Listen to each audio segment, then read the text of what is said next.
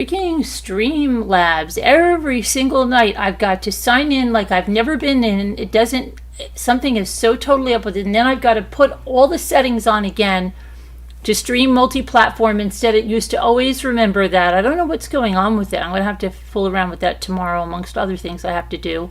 Oh, and I was going to say real fast, if you'd like to just send some prayers along for a very close family member of mine that we have to get some results tomorrow morning, and just that if you could just pray that they're good, that would be very nice, or send good thoughts or whatever it is that you do. That would be very nice.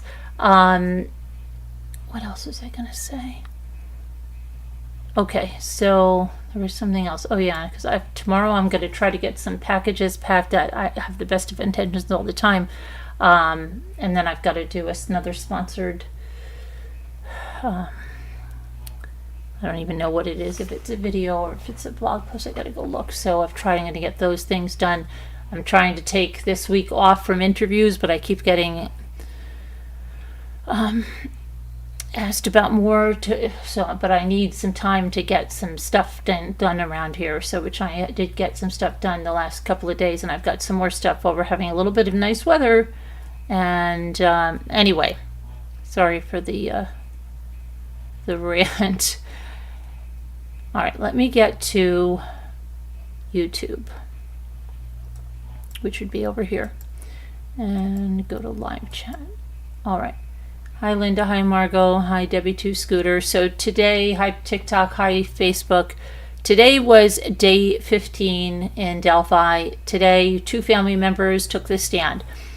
His half-sister and his daughter. Now, everybody was asking Laura last night. Laura, I don't know if you're here. I know you've sent me some stuff, and I didn't get to look at everything, but I agree with it. Now, I'm going to just say something because I know my ADD is all over the place. I'm sorry. But there's some really crappy things that are happening.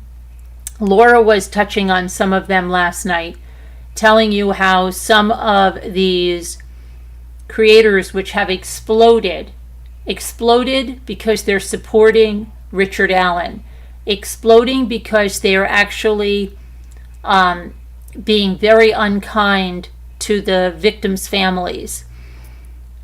And Laura sent me a video, which is, what is it, Pat Brown Profiler? I didn't get to look at it yet. Scooter was just telling me that this woman said there were certain creators that were being recommended to her and not to recommend them because she doesn't agree at all with what they're doing. And Laura mentioned the one last night who's an attorney. First name begins with an A. And she was getting, or is getting, 10,000 people in live chats and thousands and thousands and thousands of dollars in super chats. And I don't watch her, so this is what I'm going to just say. This is what's being told to me. She is for Richard Allen, but Scooter, is she also saying things about the victim's family? So tonight we had a premiere, and it was the phone call that we had with Laura, and we put it into a premiere because I cut it out of the big video. And we had someone come in there and then say something to that effect that 2 people in the victim's family were responsible for something, to which Kevin deleted the comment, and I told this person, we don't do that here.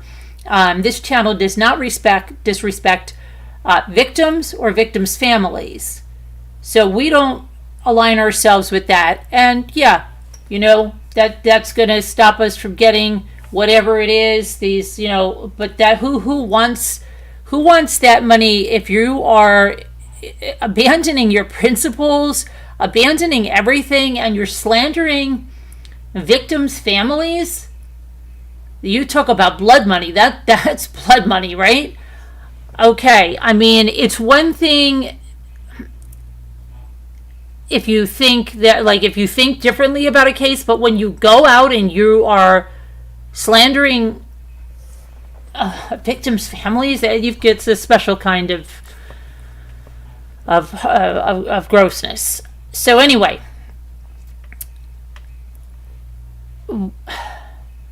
yeah. So Laura, I will look at those videos that you did send, because apparently this Pat Brown does call out these creators in that video. So if you want to go watch that video after this or whatever, or tomorrow, you could take a look at it. She does call out two very large creators that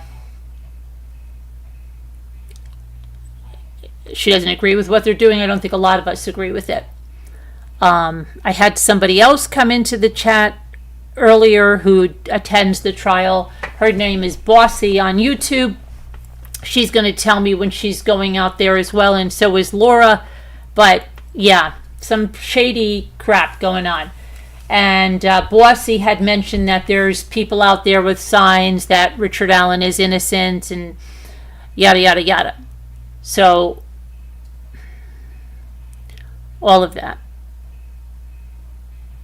And his wife, Richard Allen's wife, is supposed to take, according to Bossy, the stand tomorrow. So let's take a look about what happened today. And I know, I'm sorry I'm all over the place, but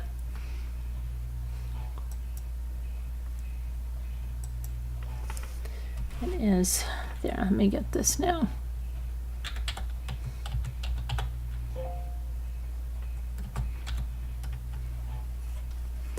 Okay.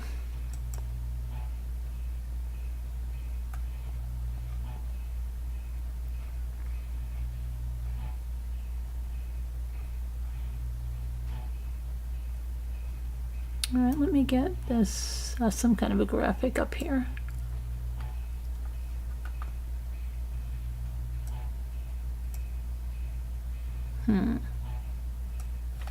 Okay, here's the courthouse, people in line.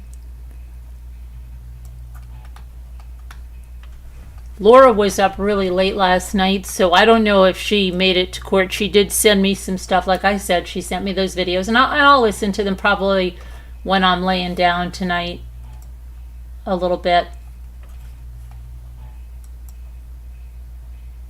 Okay, there we've got that.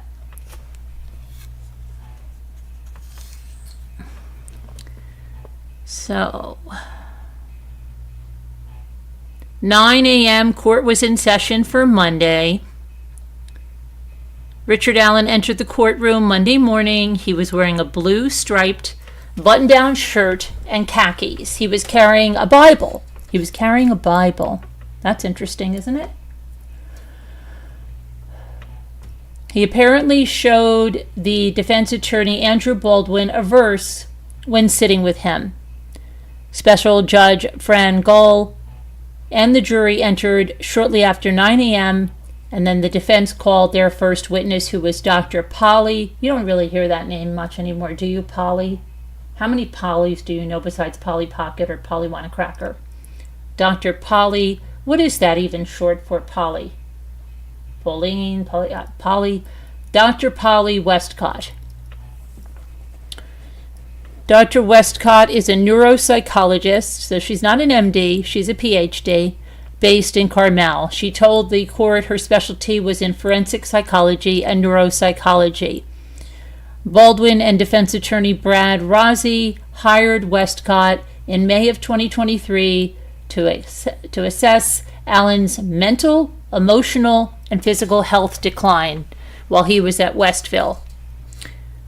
Dr. Westcott was given access to Richard Allen's mental health treatment records, video footage from the prison, and she was given access to his recorded phone calls. She told the jury that she received more information about Allen than she had in any other criminal case that she's worked on before. And it was noted that she stopped receiving videos of Richard Allen in March of 2024. She met with Richard Allen at Westville in August of 2023, and she performed the assessment over 2 days. She said she spoke with his wife, Kathy, for additional information on Richard Allen. Okay, so she not only met with Richard Allen, she spoke to the wife, Kathy. It didn't say she met with her, she spoke with her. Her report in total was 127 pages. Through her assessment, she said she learned that Allen had an extensive mental health record, saying that he had severe anxiety through his childhood before starting anxiety medication in his 20s. She said Allen also struggled with depression, fears of failure, and suicidal ideation through young adulthood and adulthood. She learned from Allen that his wife played a crucial role in putting him back together, so his wife was the fixer. She assessed Allen for a personality disorder and determined that he had dependent personality disorder, which is a type of anxious personality disorder that leaves the patient feeling helpless and unable to make decisions and incapable of taking care of themselves. So they're dependent on someone else. Westcott said Allen relied on his wife, his mother, and family for support to feel like a whole person. And we heard that in those phone calls, right? Oh, I can't have everybody abandon me. You can't, you've got to forgive me, and all that stuff that he said when he was making those confessions. And I am just paraphrasing. I'm not giving direct quotes. I'm just, going off some of my memory and the gist of what he said. So the Dr. Westcott here, the PhD, came to 6 conclusions in her assessment. 1. Allen has a long history of mental health issues. Allen was not faking or exaggerating his symptoms. I don't know how she knows that or what made her come to those conclusions yet. Allen is slower to understand, process, and respond to things. Allen experienced a complete mental health decrease in Westville. Allen has major depressive disorder and slipped into psychosis due to stress. Allen's brain chemistry was changed while in prison due to no contact with his wife and family. Rosie handed Westcott Allen's writing samples she previously reviewed, including a letter that he wrote asking for assistance from the court in November 2022, and a letter that he wrote to Kathy before incarceration.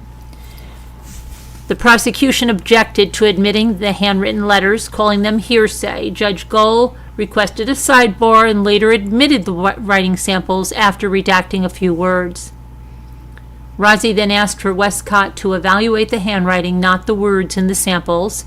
Westcott said the November 2022 sample was organized and well thought out, but the letter structure from a letter sample was completely different and fragmented from a later sample. So the one he wrote before he was incarcerated was well thought out, but the letter structure on the one after he was incarcerated was completely different and fragmented.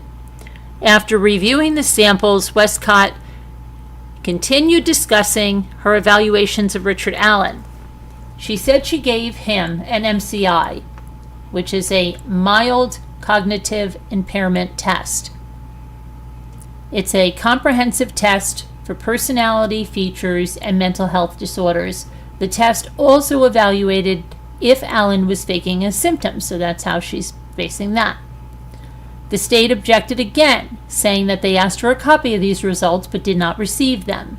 Rosie explained they could only be given to a mental health professional and that the state did not even take the time to take a deposition of Westcott.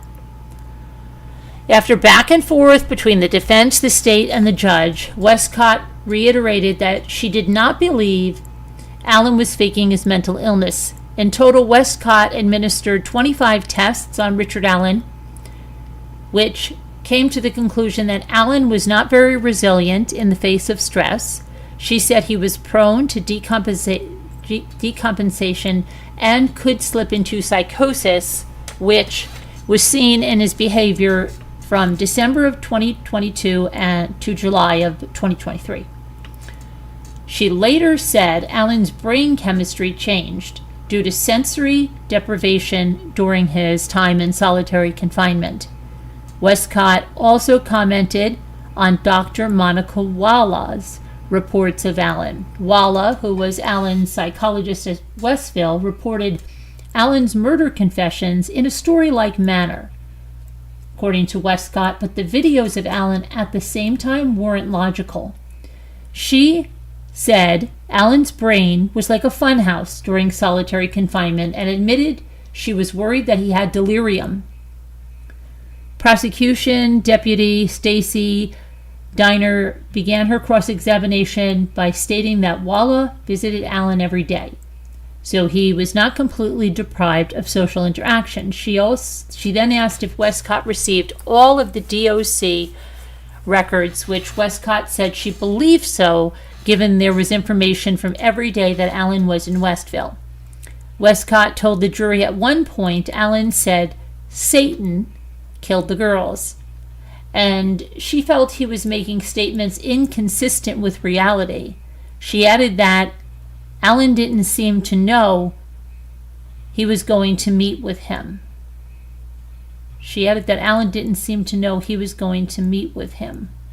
They messed that up over here. Okay, so she must mean her.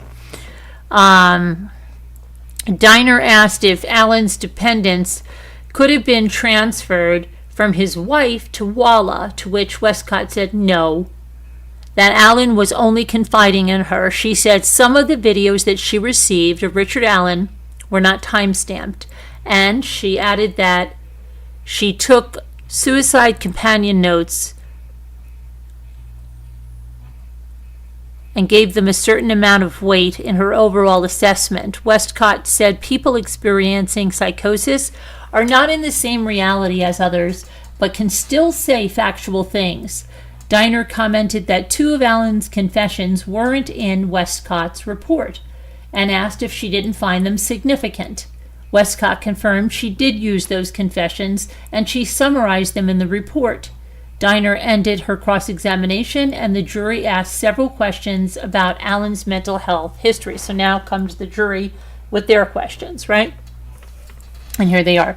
If Mr. Allen has the common sense to be afraid to leave his cell, would he have the common sense to fake his symptoms? And Westcott said Allen's statement about being afraid was before his psychotic episode.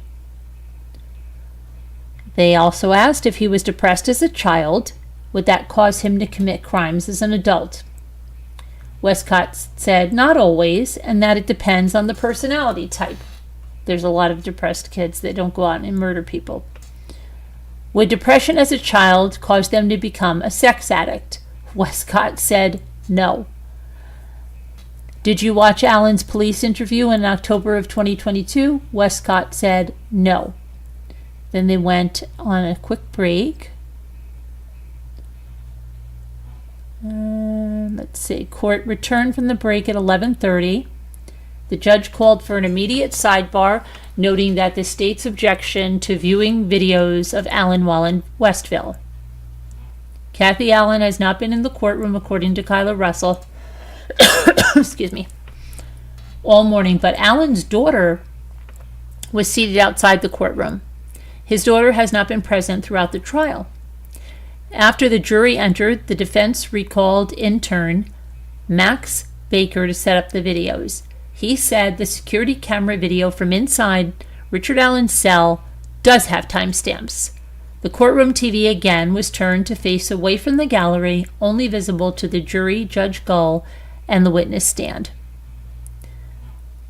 Baker told the jury that he created the video by piecing together smaller parts of the cell footage. Video 1 was from April 12th of 2023, and it included clips from a 5-hour time period. Video 2 included clips taken from May 25th of 2023, and it was over a 12-hour time period.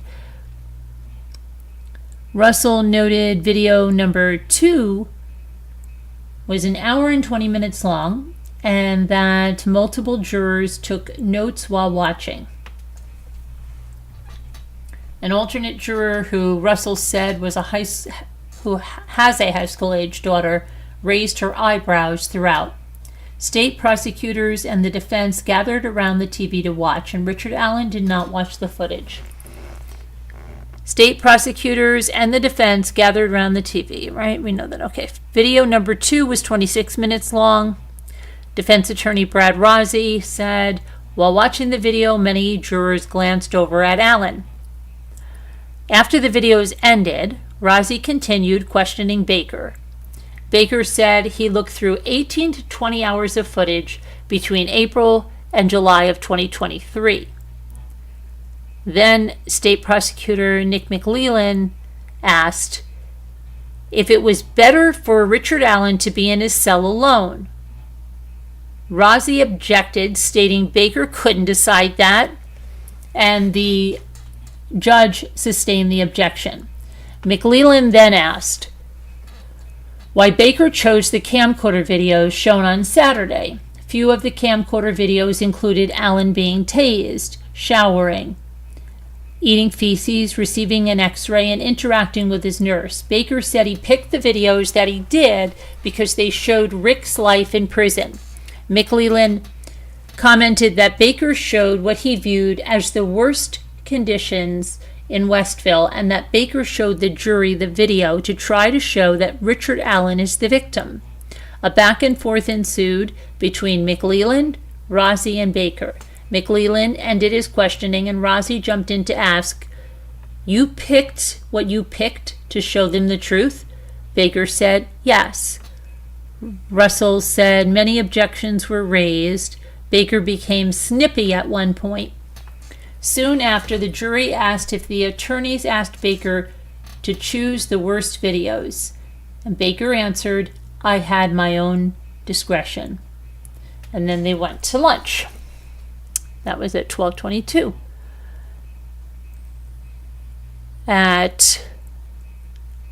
Hold on a minute, that's a long lunch there. Yeah. Okay, at 2:48 p.m., the defense called Brad Weber. The reporter noted that Weber seems extremely disheveled. Baldwin asks him why he was upset when they talked before, and Weber said, "I was upset because you were trying to tell me what I did when I got off work."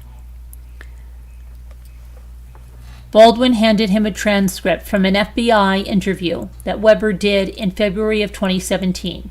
Weber tells the jury he went on a 3-day trip to Arizona and he got back the Sunday before the girls died. Baldwin asks him about his ATM machine business, and Weber said he makes money off of them through surcharges. He doesn't know how many he had in 2017, and he said he had 30 at one point, but he thinks he has 15 now. And he has 15 now. Weber tells the jury he attended to his ATM machines daily, says he checks how much money they have and gets money from the bank. He says he doesn't know what bank he used in 2017. He thinks it was Regions Bank. Weber says that his ATMs are at gas stations, taverns, restaurants, etc. He said he uses a black Subaru to drive to service his ATMs. He said he uses Regions Bank now, but not always the same branch. He said on the day of the murders, he went straight home from his other job at the Subaru plant. Weber tells the jury that nobody from law enforcement asked him to go to a police station this past August, that they asked him to go to a different location. He says it could have been Steve Mullen that called. He says, and I quote, "Only time I used my van was when I was pulling a trailer." Weber said that he took a nap when he got home after work on February 13th of 2017, that he got up at around 5 p.m. when someone knocked on the door. Baldwin asks, "Do trespassers come onto your property?" Weber says yes. Weber says he did not hear anyone screaming on that day. He said he had a home in Lafayette in 2017 and he owns a trailer. Weber told the jury that he gave law enforcement permission to go inside his house, but it was not on February 13th. He said his van was in the grass and the Subaru was in the driveway. Baldwin hands him a photo of his garage from February 19th. McLellan objects to the photo and the judge admits it. McLellan calls for a sidebar. At 3:20, McLellan began his cross-examination. Weber says law enforcement stopped him on his way home a few times, probably on February 17th. He said someone looked through his property on February 13th. He confirms that he talked to law enforcement on February 17th. He said he went straight home from work on February 13th. At 3:26 p.m., the jury asked Weber the following questions. Number 1, do you know if the ATMs would have photo or video of servicing? Weber says not the actual ATMs, but some of the locations. Question 2, how far in advance would you have to order cash for ATMs? Weber says getting cash isn't a problem, but a week in advance. 3, what is the process to clock out of work? Weber says there's a turnstile. 4, what driveway do you use at home? Weber says driveway under the Monon High Bridge. Do you drive under the bridge? Question number 5, would you have taken that route on February 13th of 2017? And Weber says yes. Yes. Do you typically go home before servicing your ATMs? Weber says no. The defense says they have no more questions for today. The jury has left the courtroom. They say they had planned to have a former state trooper, Kevin Murphy, testify, and that he would have said the incident command always said that there were more than one person involved in the investigation. The prosecution objected to that testimony. After the jury left the courtroom, Baldwin said he has an offer of proof for third-party suspects. He asks if Allen had asked police if my spit was on one of the girls. Judge Gull tells the defense, we've had this discussion before 1,000 times. You have no evidence to tie these people to the crime. Baldwin said he has an offer of proof for third-party suspects. He asks if Allen had asked police if my spit was on one of the girls. Judge Gull tells the defense, she said this, they have this listed twice. Sorry about that. You have no evidence to tie them to the crime. I believe there is more than a nexus. Now hold on, because this is really out of order because they didn't put the sister and the half-sister and the daughter. So we're going to go over that, even though it was it's all out of order because of how they went. But at 1:56, the defense called Shelby Hicks. Shelby Hicks said she is a realtor and was 23 years old in 2017. She tells the jury on February 13th, she took her car in for repair, went for a hike with her boyfriend. She said she got to the trails around 2:30 p.m. She parked in a connector lot. Defense attorney Andrew Baldwin is trying to get her to say Mears entrance. Baldwin asks her if there was anyone parked there other than her, and she says there were other cars. She says that she walked towards the highway for 5 minutes and then went towards the high bridge. She tells the jury that it takes 10 to 15 minutes to get to the bridge. She said they saw an older gentleman, 2 girls from school, and a few other kids. Hicks said she saw an older gentleman with a camera and saw Cheyenne and Shelby Duncan from school. She tells the jury she was there first on the bridge's platform, and she said hi to the friends from high school. Hicks tells the jury that she was on the platform for 15 to 20 minutes and went back to her car with her boyfriend. She tells the jury she does not remember if other cars were there when she left. Hicks says the next day her boyfriend Daniel wanted to tell law enforcement what they've seen. She says they went to police but were asked to come back at another time, and they went back that evening. Hicks tells the jury she did not hear anything on the bridge. She says she met with law enforcement twice, first on February 14th and then again in March of 2017. She said the police never took her phone to extract data. At 2:23 p.m., prosecution attorney Stacy Diner begins her cross. Hicks says her cellular provider in 2017 was Sprint. She tells the jury that she's never walked across the high bridge. She says on that day, She left the platform before her friends returned. The jury asked the following questions. Was the man with the camera old? Hicks says yes. Did you arrive at the bridge at 2:55? Hicks said could have been. At 2:29 p.m., the defense calls Steve Mullen. The defense shows Mullen a list of Ford Focus SEs in white that were registered in Cass, Carroll, and Tippecanoe counties between 2011 and 2017. Baldwin said he only focused on cars that were similar to Allen's. Prosecutor McLeland objects to the exhibit, saying it was not certified. Baldwin asks how many people owned similar hatchback models in Carroll County or the surrounding areas, and Mullen said he didn't know. Baldwin said Mullen created a log of missing interviews. He said on March 18th that Mullins did not say that at the hearings in March. Baldwin raises his voice and then apologizes to the judge.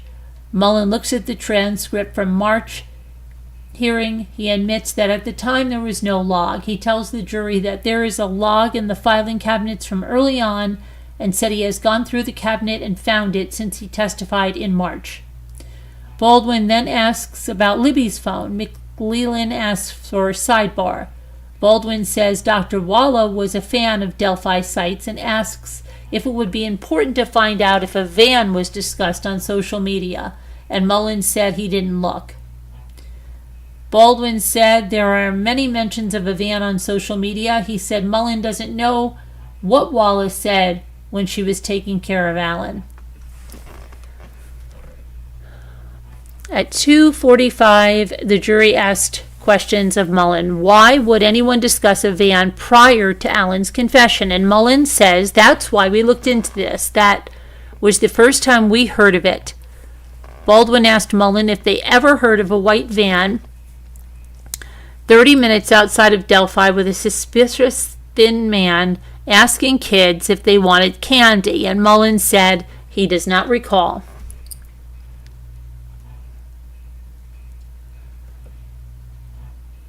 Okay.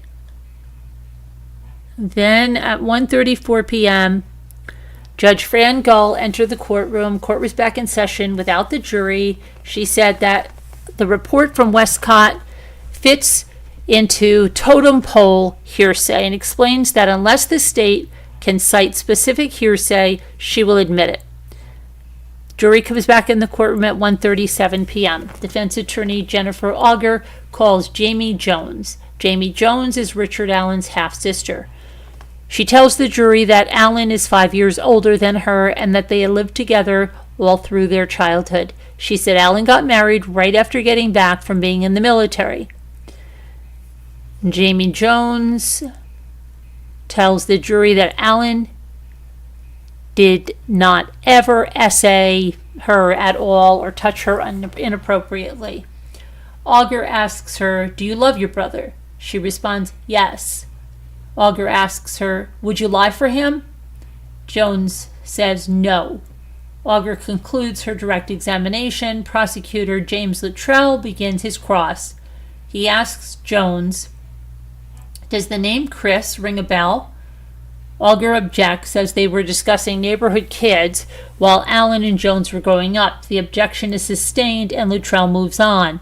The defense calls Brittany Zapanta, Richard Allen's daughter. Allen is reportedly nodding his head as she takes the stand. Zapanta tells the jury that she moved out in 2015 for a job. She said she works in urgent care. She attended Ball State and then went to Indianapolis. Auger asks, did your father essay you? Zapanta says, no. Auger asks, would you lie for him? Zapanta says, no. The defense finishes the direct examination of her. At 1:44 p.m., Luttrell begins his cross-examination. He asks Zapanta, did you and your father go on the trail a lot? And did you and your father go on the Monon High Bridge? Auger objects to both questions. The first objection was sustained. The final was overruled. She then said she went to the bridge with her dad and only crossed it once or twice. Luttrell asked Zapanta if Alan changed his appearance after she left for Ball State, and she says no. He asked her another question about Alan's height and weight. Auger objects. He shows Zapanta photos of Alan. Auger asks to approach the bench. Let's see here. Kyla Russell notes that Alan is smiling at Zapanta, but she does not make eye contact with him. After the sidebar, Luttrell shows Zapanta more photos and asks if certain photos look like her dad in February of 2017. She says yes. The gallery did not see the photos. Auger objects and says the photos are outside the scope of questioning, and there is another sidebar. Judge Gull sustains the objections. At 1:56 p.m., the jury asks questions to Zapanta. She tells the jury she visited the bridge in her teens and crossed the high bridge with her dad and only crossed it 1 or 2 times total. Alan is seen smiling as Zapanta leaves. Isn't that special? Okay.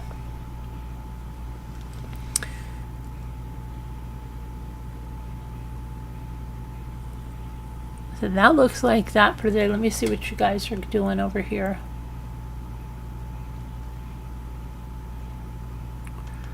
Where is the...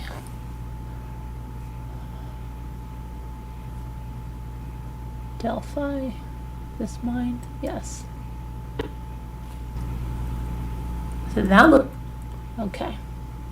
So let's put it in live chat. That'll be good. Thank you everybody for tuning in. So what does everybody think of today's testimony? I'm going to do a poll. We didn't do a poll last night, so I'm going to do a poll now. Okay.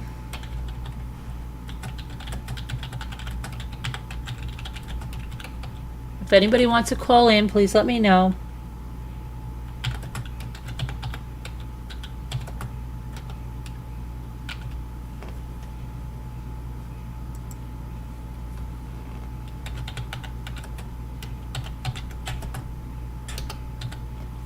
Okay, there's the poll.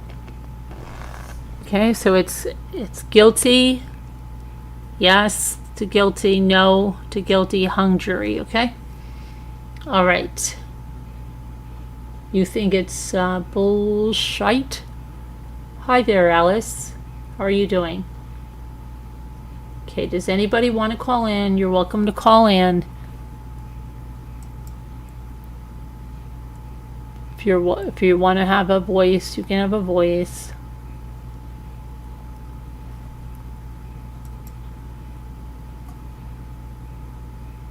Huh. Okay, let me see here. I just want to see what Laura was sending besides. Let me see if there's anything besides this video she wants me to look at. Laura. Okay.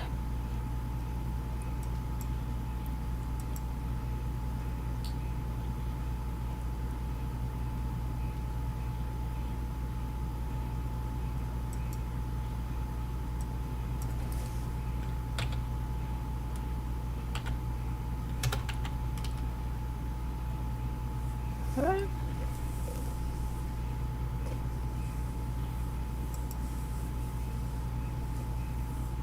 Okay, that's a video she sent me. Let's see. This means she's going to testify to what I'm not sure. She has been to a single thing yet. No one is. Okay, that's the daughter. She was telling me about the daughter, but we heard the daughter. Didn't sound like there was much that was reported on, right? And then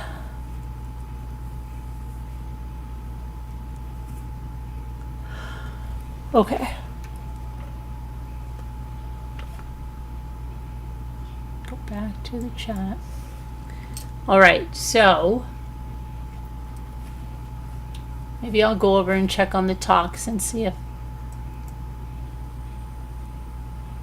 they're a little more Are you watching YSL? I have no idea. Medicare.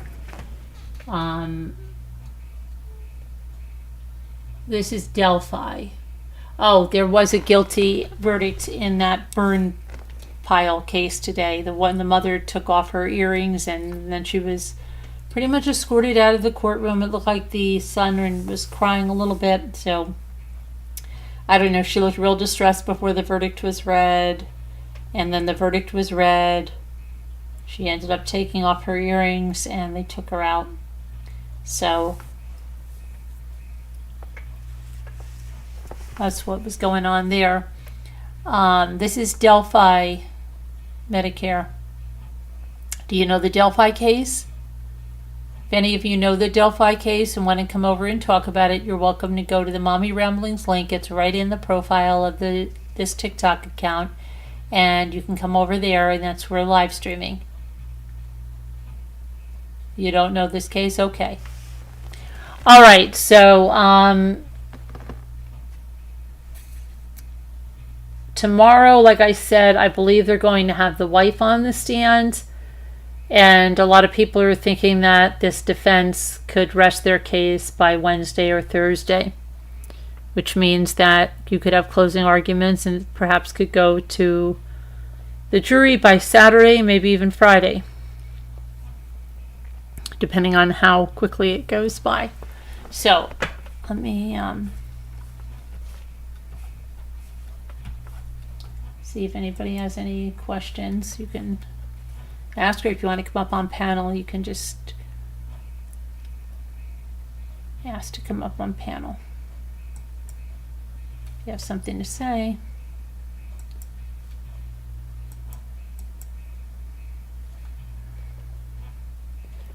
Okay. So, let's see what else is going on here.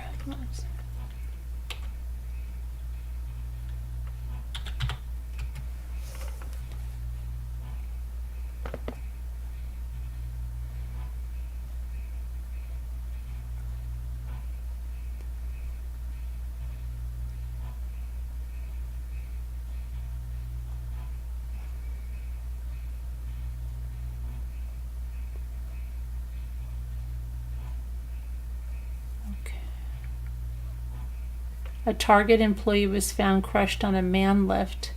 A man lift, is that like a forklift? At a store's closing. That was in Pennsylvania. Yikes. Oh my gosh. A dead newborn was tossed out of a window by a 14-year-old mother in New York. In a New York apartment building.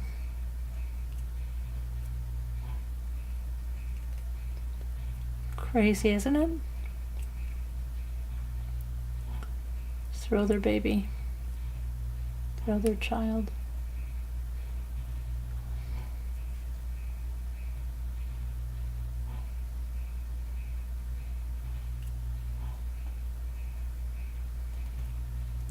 Texas singer shot while signing autographs after her performance.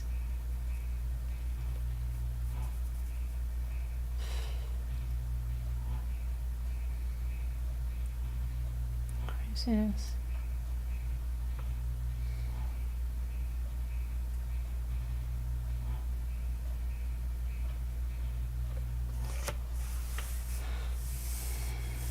I don't know. Crazy. Just lots of crazy crap in the news. But I'm waiting. If anybody wants to call in, you can call in. If you have any ideas why these other things are going on that are going on in this case, let's talk about some of that. I guess we'll do that if...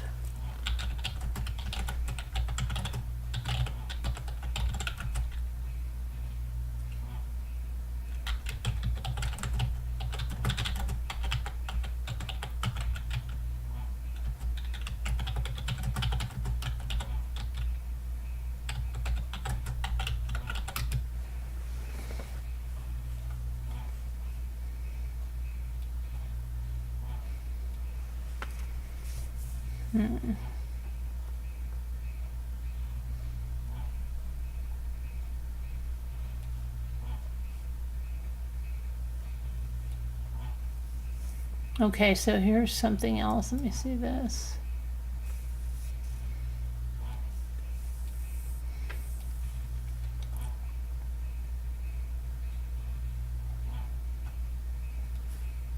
Apparently, Nancy Grace is calling out these YouTubers who are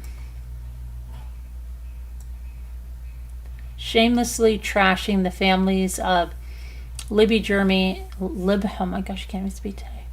Libby German and Abby Williams.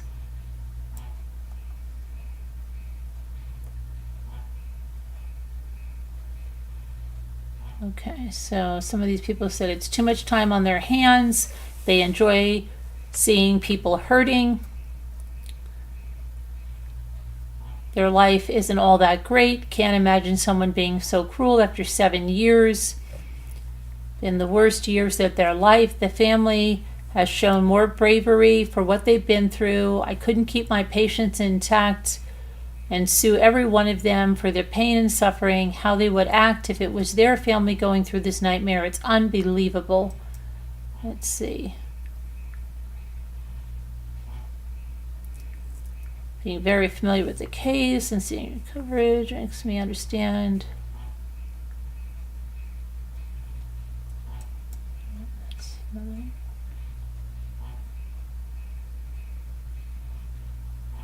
Okay, so why are they running the same show over and over? I'm shocked at these YouTubers.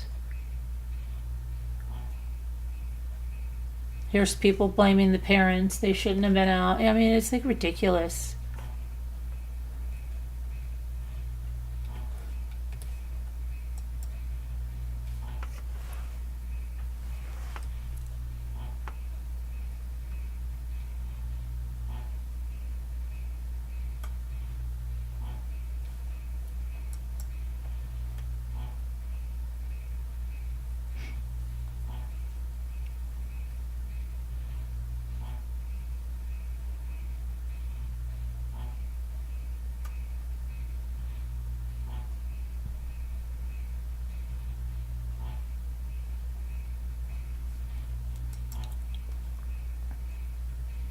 Okay, so let me see this.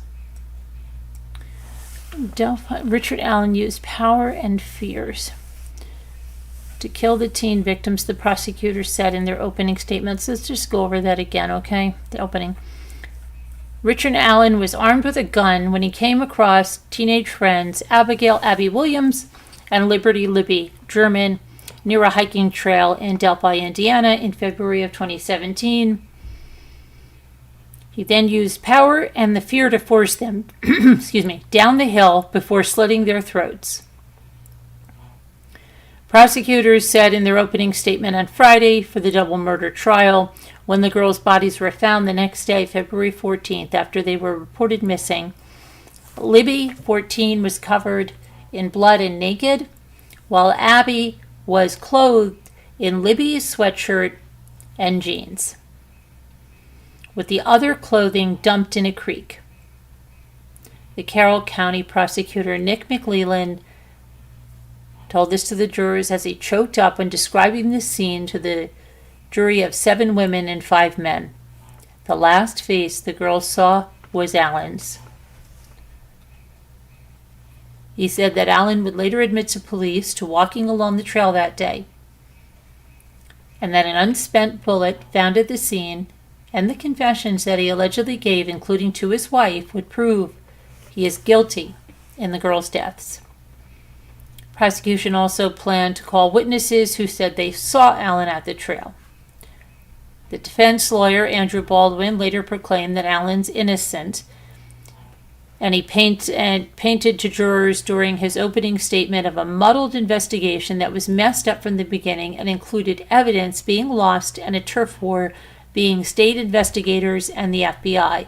He also said that a strand of hair found on Abby's fingers, evidence that was not made public in the case, is not from Allen or the girls, and that testing should have been done to see if it matches one of the girls' relatives. Unfortunately, Baldwin said the defense plans to challenge the state's timeline to show that Allen was not on the trail at the same time as the girls, and there is other evidence indicating that they may have been abducted in another vehicle and then brought back to where their bodies were found. There is reasonable doubt in this case, Baldwin said. Okay.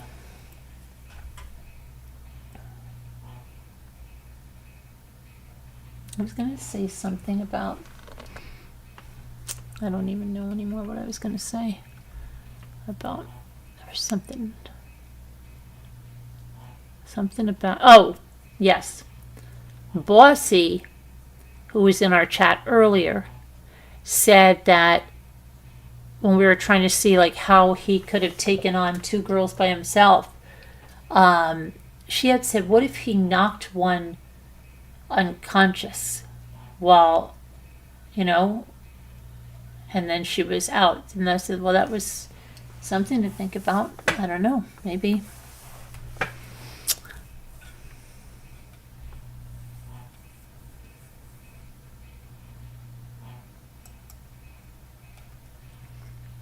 I don't know. So if you want to call in, you can call in. My chat, I have to fix my chat so I can see the... Okay. So there's...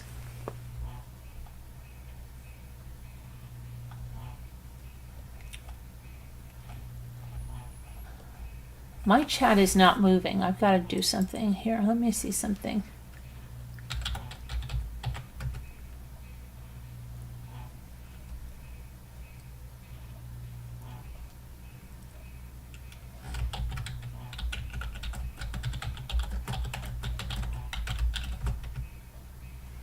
Okay, so there are 70% who say that he's guilty, 10% say no, 20% say a hung jury. So only 10% are saying he's not guilty. Uh-oh. Hold on a moment. What did I just drop? I don't know, my keychain or something. I don't know what it's not that one. Okay. So,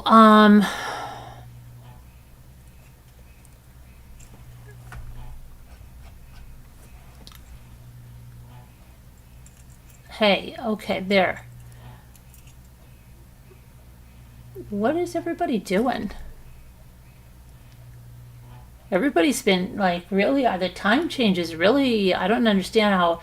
I had the exact opposite, okay?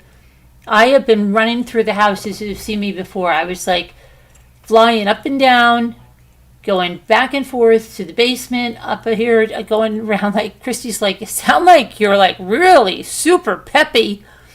And I said, I don't know. Jimmy said he didn't like the coffee we got. Now, I used to be able to drink a lot of coffee, but then back in, I don't know what it was, 2015 or so, I forget when that bulletproof coffee was becoming really popular, the one that you put that oil in or butter, that whole thing. Well, she had me try that, and I swear that killed me for coffee. It absolutely killed me. I felt like it ate my stomach lining. I literally could not finish a cup of coffee anymore, and this was for years. And then it was like few and far between. I make myself a cup of coffee. Half the time I could just like get one cup of coffee down. So the other day he got this different coffee, and I put it in, and I'm like, oh, this is pretty good coffee, and I just drank it. And he comes in, he goes like this, that coffee's no good, right? I said, you know what? That coffee is actually really good. Like, it's the first time I just was able just to drink one cup right there. So then today I was like, realized I was going on my like third cup. And yesterday and today I've just been running around like the white tornado, moving stuff around. And I'm like, oh gosh, I got to pick Luke up at school. Oh, I'm out the door, back, so it was been crazy. And, but I guess a lot of other people are dragging.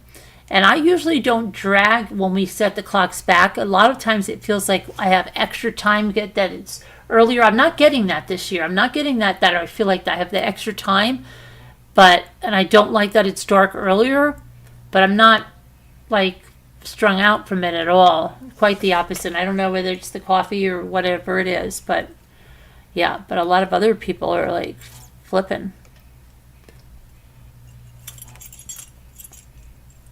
So, and I think tomorrow's supposed to be a nice day, and I think Wednesday's supposed to be a nice day too, and then I've got to go to the eye doctor this week too. That's another thing I have going on. And I got to see when I've got that other campaign I've got to do for that other sponsored thing. Okay. I got to check that out. I'll write a note to myself. So there we go. 71% say Alan is guilty.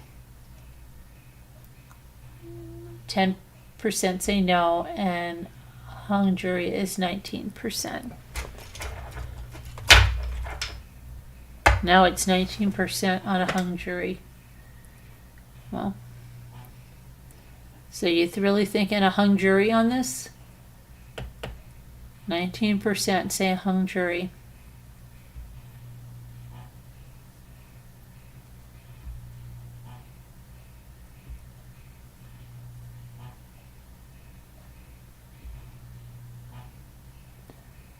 Scooter. Because now you're not so, should I say,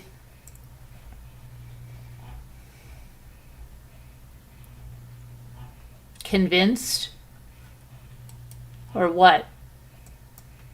Like you think that the jury might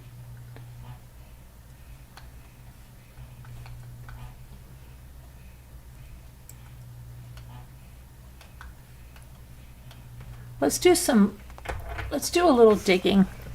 I feel like doing a little digging. Do you want to do some digging? Let's do some digging. Let's do some digging. I found what dropped it. It was my other keychain. I got it. Okay, let's do some digging. Let's see. Let's see. Time to dig.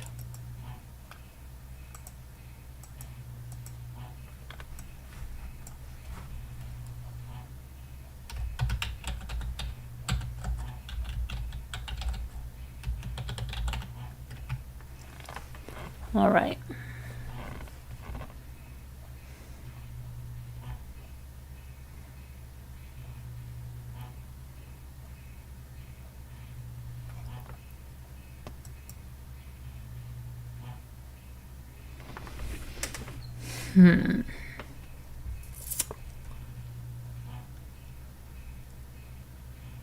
Okay, so Laura told us the other day that she didn't see a wedding ring on Richard Allen's wife. And I'm just reading on a message board, and it says, so remember back in August when Kathy approached some people in the parking lot after the hearing she wasn't wearing a wedding ring that day.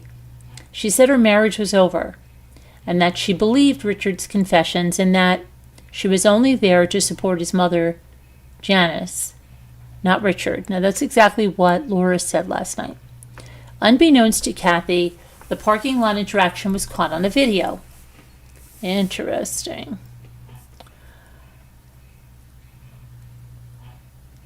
Okay, so apparently some podcast got that video, and they then wrote to Kathy Allen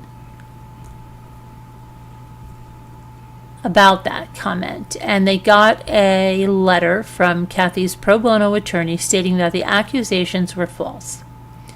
They received a notification from Richard's attorneys stating that they had been removed from Richard's prison contact list, that podcast.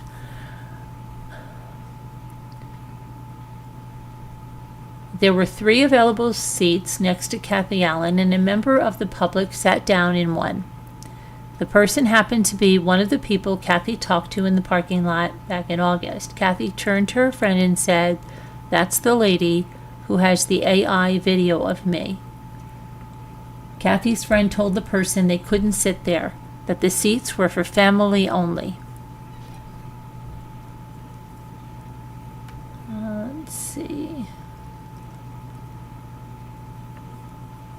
The judge already stated that unfilled seats would be given to the public, so the person was allowed to stay there, but WTF is up with Kathy.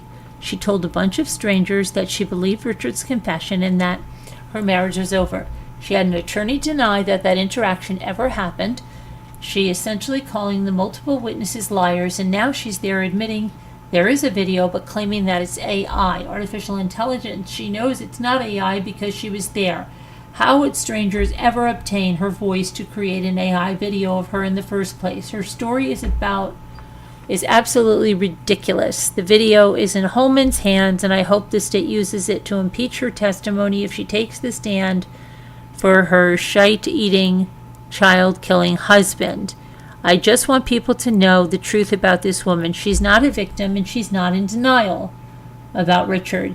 She knows exactly what he did, and she doesn't care. She's supporting the piece of shite and putting Abby and Libby's families through the agony instead of letting her husband confess and change his plea.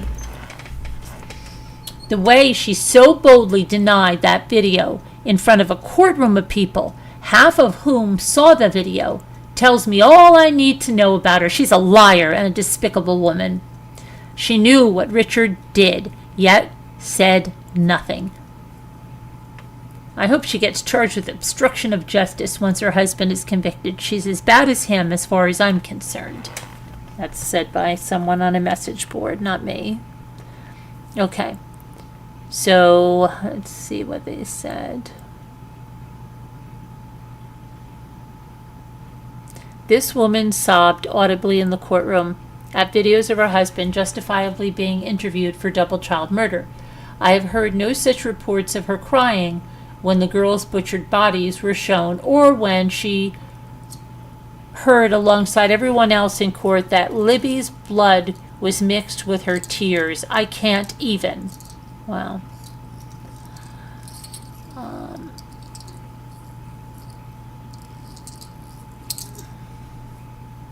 She's a toxic enabler, said someone. I feel so sad for his adult daughter, though. I bet she's been through the ringer with these two as parents. From the Facebook stalking, before they were all locked down their pages, it seems the daughter had a close relationship with her in-laws, so hopefully they're giving her the support she needs.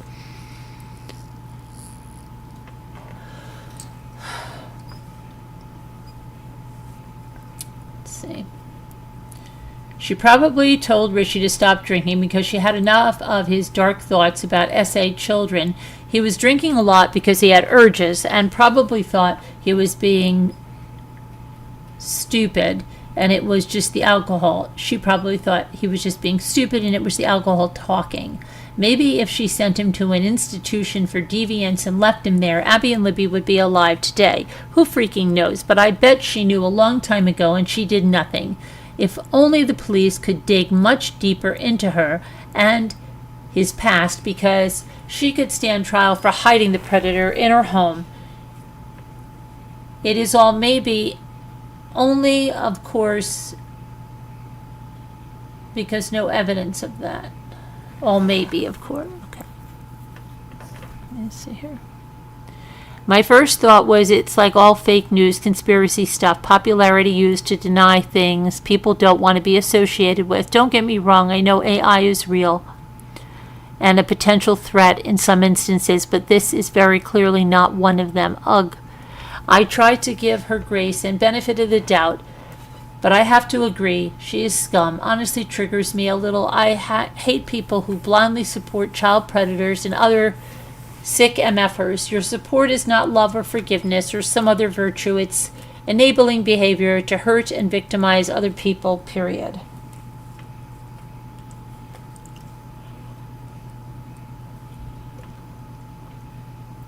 Okay. Someone said, I suspect the reason that Kathy changed her tune regarding the confessions and marriage was that Rick's trial was imminent. His attorneys likely reached out to her and communicated that her openly stating such a video is bad optics for the trial. Hence the overly official reply via the attorney, done in such a manner like something may come up in the proceedings, perhaps if she's called as a witness. Kathy, you recently stated on video that you believe Rick's confessions and you are appalled and you're divorcing your husband. Is that correct? Hence her lawyering up and such. Hence her motive to claim that the video is AI generated to give her plausible deniability, using the phrase loosely here, against implicating her husband. In my mind, this type of scenario would tick all of the boxes in terms of her subsequent behavior.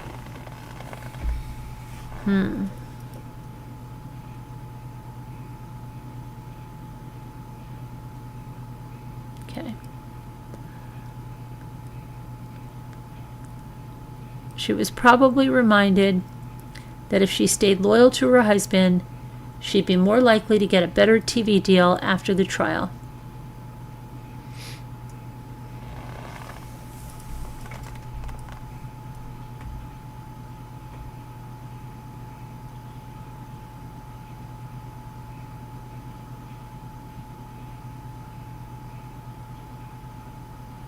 Okay, here we go.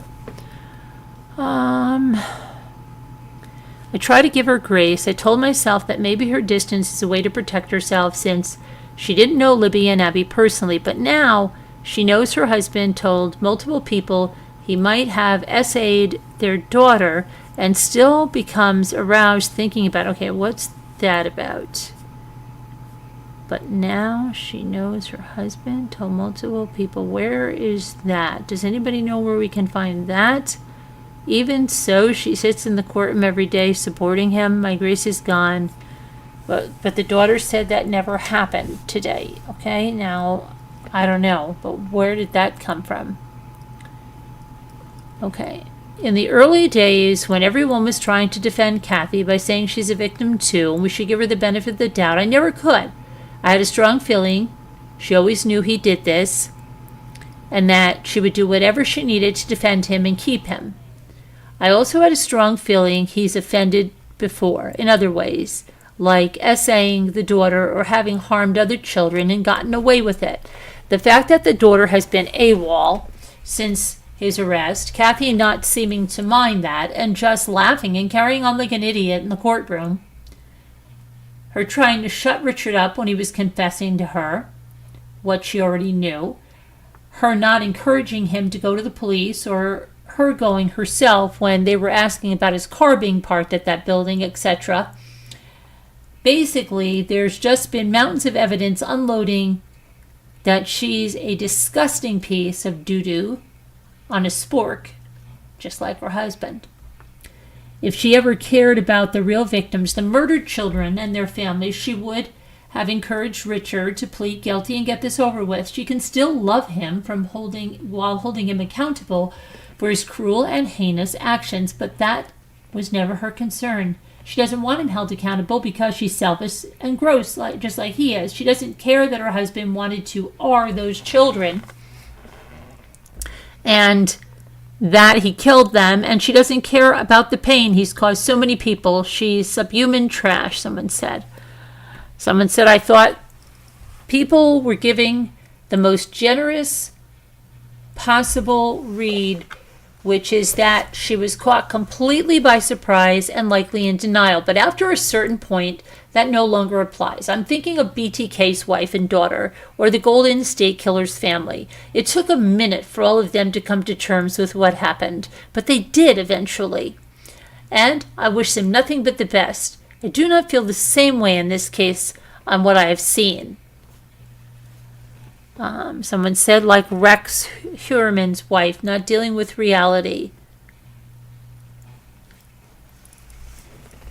Okay, someone said, I gave this woman the benefit of the doubt. Many wives and girlfriends of murderers can't bring themselves to believe that the man they fell in love with would commit such atrocities, but they all usually come around in the end. Does she show something Does she know something we don't? Is there something sort of making a murderer-style crew following them around, claiming to be telling the story from their side? Does she think she is getting a bit of fame out of this? Or is it that she knew all along what this scumbag did and she has supported him? Maybe Richard Allen has something on her that she does not want getting out. So she's giving him her full support so he keeps his mouth shut. Either way, she's scum now in my eyes, and blah, blah, blah. Okay. They're talking about it.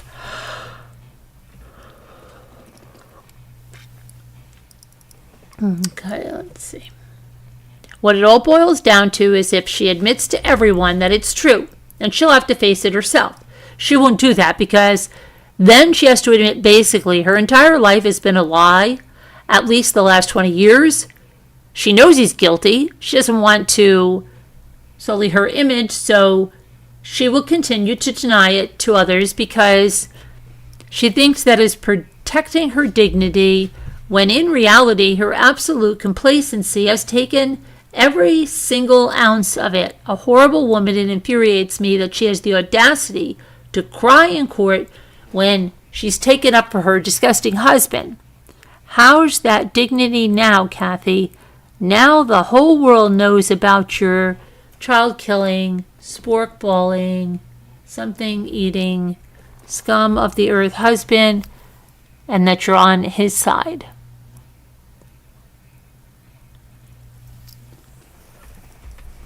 Someone says, crazy she wants to blame AI. The tech is not quite there yet. So a few years back, no way. I think it did happen.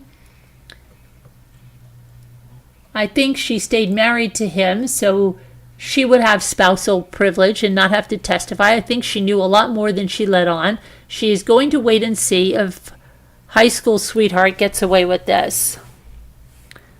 So she has a pro bono attorney, Bob Mata, as an advocate for her family. Apparently it hasn't been enough that her husband is a double child murderer who lied to her violently. You told me that you weren't out on the bridge that day to file for divorce, but after what she's learned in the past 2 days about her husband is behaving in prison, maybe she should ask one of her 2 legal representatives to file for divorce from this shite-eating, country song singing creep. Okay. This is so on brand for the Allens and their brand of denial. Call any and everything fake news that doesn't fall in line with your pretend reality that they want to live in. Really, Kathy? AI? Come on. She can't even say, oh, that was before I knew about the Odinism and the frame job. To stay in line with her current narrative, no, she straight up denies it's something that she knows happened, tries to convince herself and everyone else the truth is that it didn't actually happen, and she's never wavered in support of her husband. This is off the charts. After the revelation, I am ready for everyone to come after her the way she deserves. I have sympathy for her when he was first arrested, but now I hope her life. Oh, okay. I'm not going to endorse that. Nobody should go after anybody. Nobody should ever do that. No, I don't agree with this post at all. Sorry, we're not telling anyone to do that. Don't go after anyone. Kathy is just grasping at straws. The more evidence comes out, the clearer it is. Richard Allen is the bridge guy. He is feigning a lot in an attempt to obfuscate the trial. All right. She's acting like a person going through denial would act. The idea that people going through stuff are their best and most rational selves doesn't have much basis in reality. They tend to act out in ways that harm themselves and sometimes others. They tend to be obnoxious. They tend to make really dumb and obvious mistakes. Okay, someone said I might be alone on this, but I'm not sure what the point of all this Kathy Allen talk is. You can speculate that she knows more than what's publicly admitted. that what she's publicly admitted. And I understand being frustrated by that, but she's not the one that's on trial here. And frankly, most of what I've seen is just speculation. And for a group that's done a really good job focusing on facts, this seems counterproductive. This might be my own experience here, but I've seen how damaging codependent relationships can be for a person. And I've seen someone deeply care for a person they really had zero reason being deeply cared for. If it turns out that there is evidence that she's done something illegal to actively hinder the investigation or hide evidence, I'm all for her being held accountable. But at this point, I think the focus should be on the case at hand, which clearly points towards R.A. being guilty. Okay. Let me see what you guys are saying. If anybody is there saying something. Hi, Ruff. Hi, Sassy. Hi, Jennifer. Soakup. Hi, Jennifer Soakup. Hi, UHP developer. That was supposed to be okay. What, something you wrote. Binks. I tried calling you on Facebook a few days ago. I spoke to Binks today, and she was going for something. She was hurting and going to urgent care, and she was supposed to get back to us. You didn't tell us what happened, Binksy.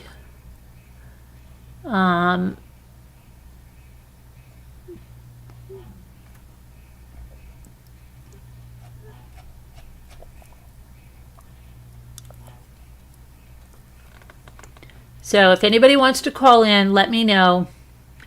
If anybody has something that they want to say, you could just say it. Okay. I'm going to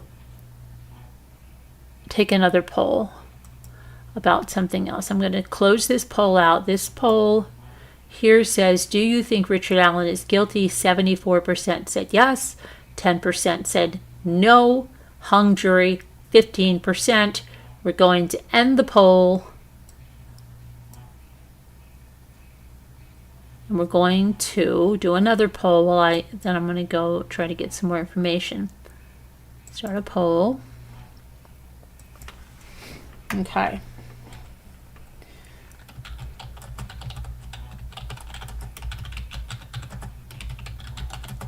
I don't think his wife wants to admit what he did.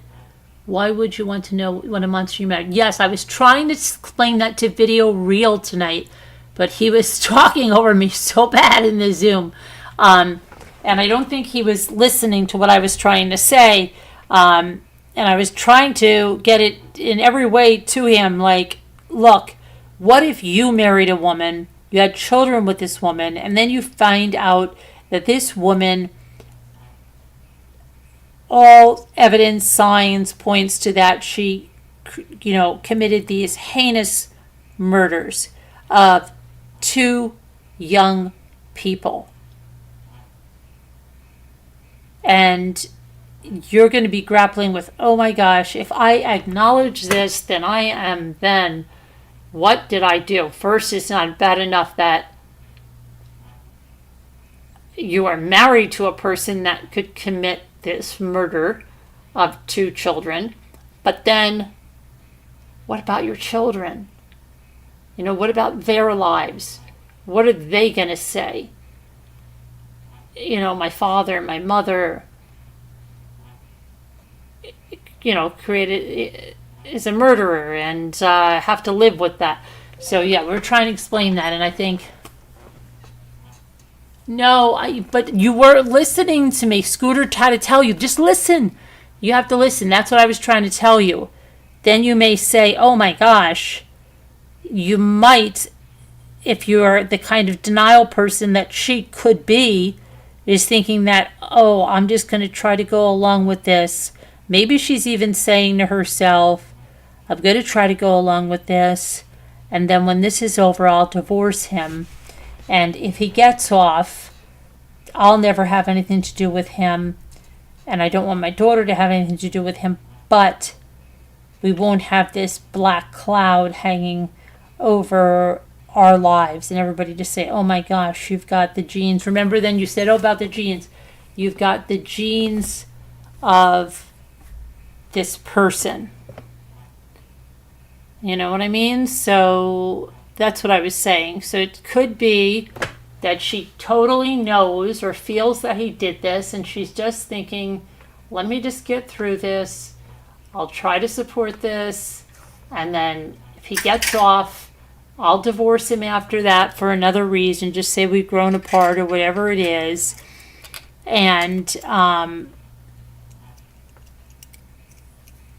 then my daughter won't have to, and my grandchildren will not have to live with knowing that their grandfather was this heinous person. So I think, to me, that's my opinion of what she's doing.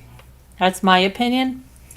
That I think that if he was to get out, she would divorce him right after. But that's just my opinion. Maybe she is praying that he is innocent. Well, she probably is too, but again, rough. If you, okay, like Rosalita said, do you know your husband's clothing? Do you know your husband's gait, the way he looks, okay? Like if he ever wore that hat or, so like Rosalita was saying, yeah, I know everything my husband wears. I wash his clothes, I buy his clothes, I put them away. So, rough, tell me, like, you see this, let's just say, this guy, and he's wearing everything your husband wears, okay? And he looks like your husband. And it's happened in the town where you live. Like, are you going to be, like, oblivious and be like, or what is that? Or are you going to be like, hey, that looks like you, and that looks like your jacket, and those look like your pants, and those look like your sneakers, and there's that hat, and that looks like you. It's got your shape and everything.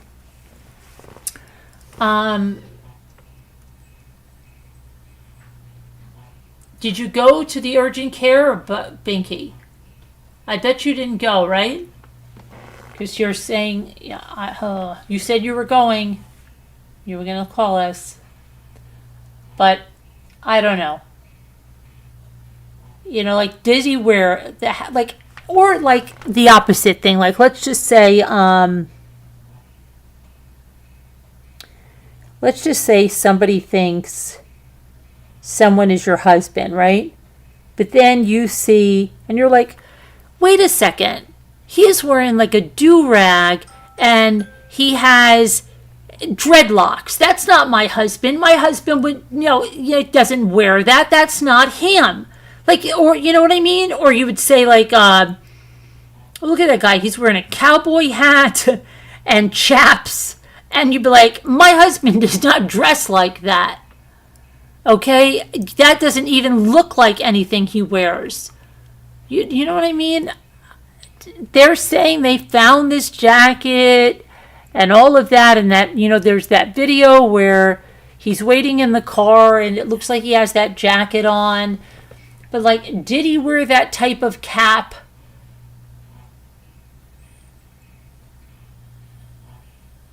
I don't know. Yeah, that's what I'm trying to say. I don't think it's coming across exactly what I'm trying to do. You did, and what happened?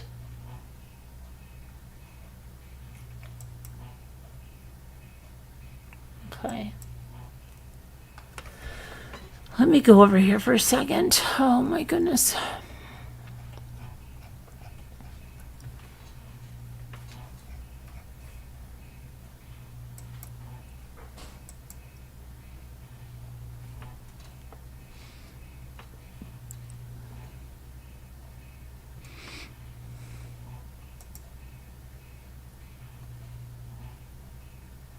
All right, let's look at this now.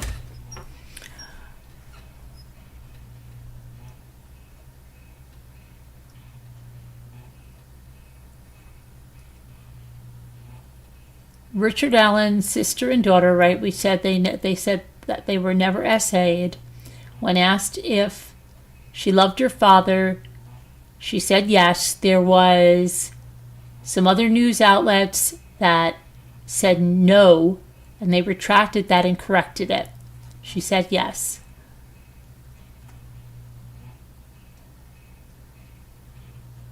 Do you love your father?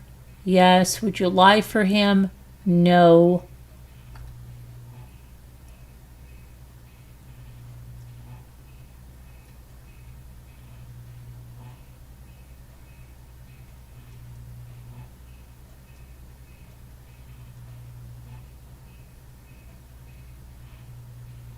Let's see here.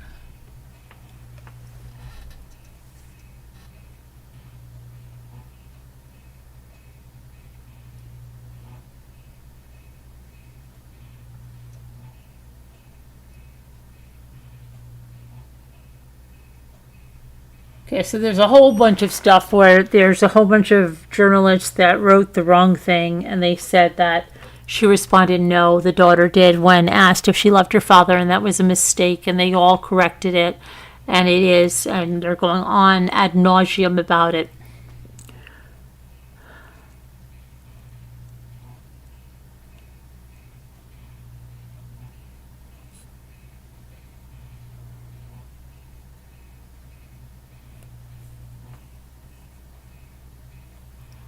Okay, in the end, it doesn't matter whether Richard Allen's daughter loves her father. Of course not, it doesn't. That doesn't make him a murderer or not a murderer, right?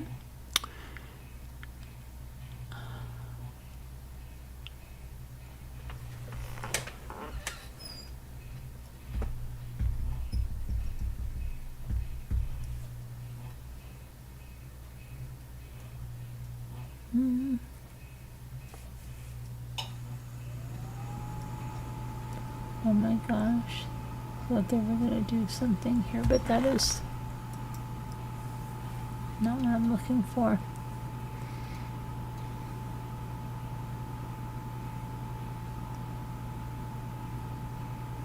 Richard Allen told the prison psychologist that he had intended only to essay the girls, but he panicked when he saw the van, took the girls across the river, and slit their throats instead. Clearly there was more happening than just trying to quickly quiet them. Libby was naked. Abby was dressed in Libby's clothes, indicating that the killer had undressed her at some point as well. They all had to have taken some time and seems clearly perverse and sexual in nature, even though the girls weren't essayed as per the autopsy. It obviously isn't necessary to undress someone to fatally injure them. Okay, I think a lot of us have thought this, right?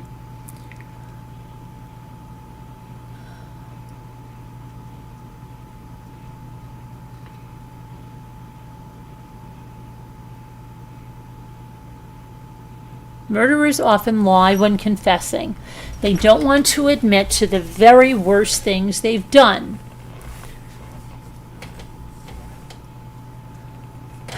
Now that he admitted to killing, he figures the S motive doesn't sound so bad, as if normal people will understand that he didn't want to kill them, that he had to. This is why the motive isn't required to be proven in court, though they can be categorized into greed, sex, or revenge.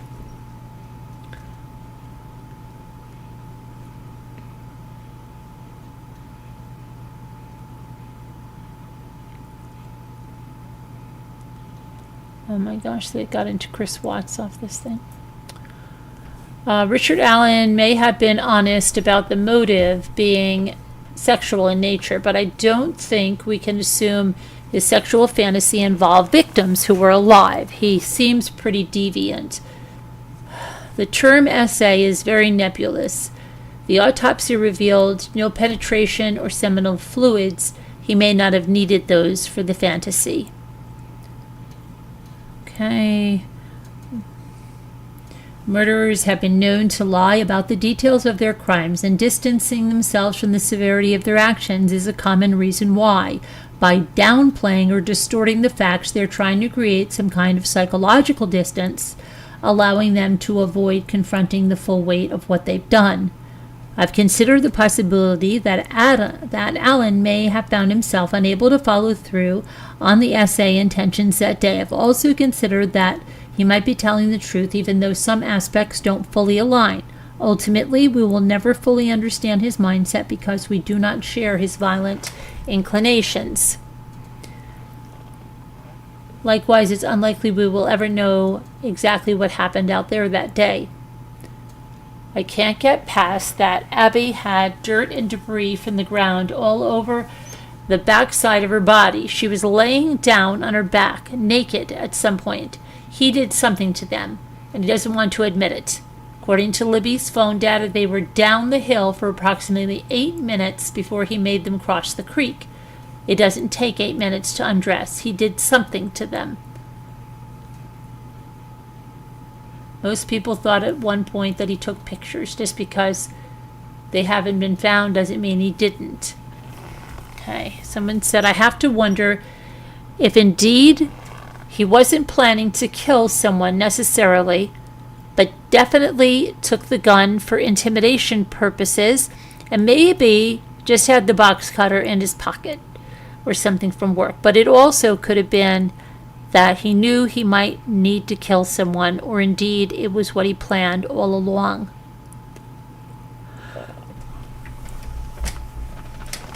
Okay. What was I thinking of? Something, oh gosh, it was about, I'm having deja vu about something about,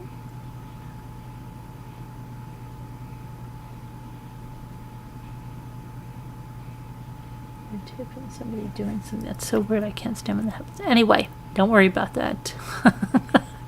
My mind is racing with all this stuff because I'm getting it's so much information, and I'm thinking like, wait a minute, did we hear that, or was that something that was talked about somewhere else, or somebody said that, or that's fact. It's like, it's just getting like information overload. And I just had like a deja vu thing about some case, and I couldn't remember it, but it was something about YouTube and somebody going to murder someone, and I'm like, where is that coming from? Sorry. But I forgot to do the poll about Kathy Allen, and I didn't put the poll in there. So I'm going to put the poll in because I started writing it. Do you think Kathy Allen, then I started talking about Video Reel, is in denial?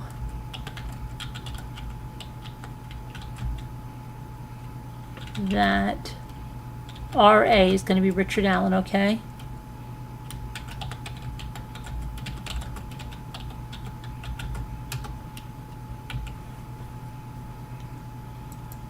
Yes, you believe she's in denial. No, you believe she's not. And then you could say, no, she knows or she believes her husband is innocent.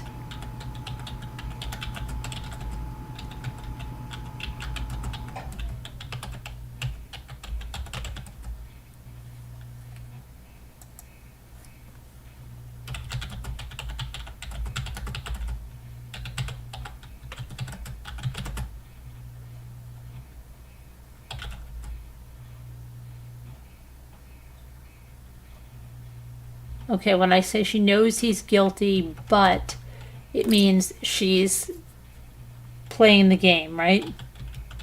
Playing. I'm just going to put playing, then you should know what that is. All right? So it's either that you think she's in denial, or no, you don't think she's in denial and that she believes her husband is innocent, or she knows he's guilty, but she's playing with them. Like, I'm just going to play with this, I'm going to go along with this, and then I'm going to divorce him. Okay, and then I'm just going to put undecided here because I have to. Okay, I'm going to start that poll.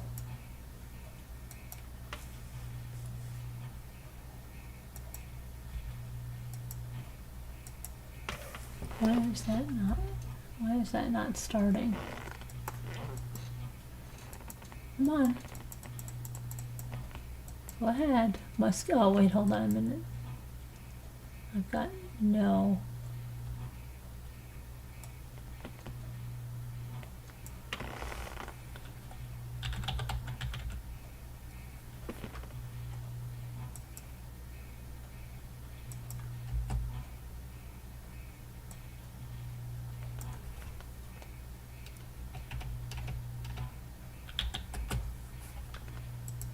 All right, there you go. All right, I'm going to go back to what we were going over. Okay. In my mind, there's no world that exists where he planned on keeping them alive. He came prepared with a knife and a gun. In a small town like Delphi and working at the only CVS in town, it's incredibly probable that the girls would have seen him after the assault and been able to identify him as the artist. It's so probable, in fact, that it did kind of happen when Becky had photos developed. Richard Allen is the one who handed them to her free of charge.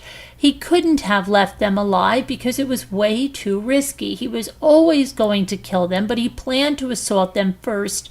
I bet this pathetic little man couldn't get an erection and the assault was taking too long.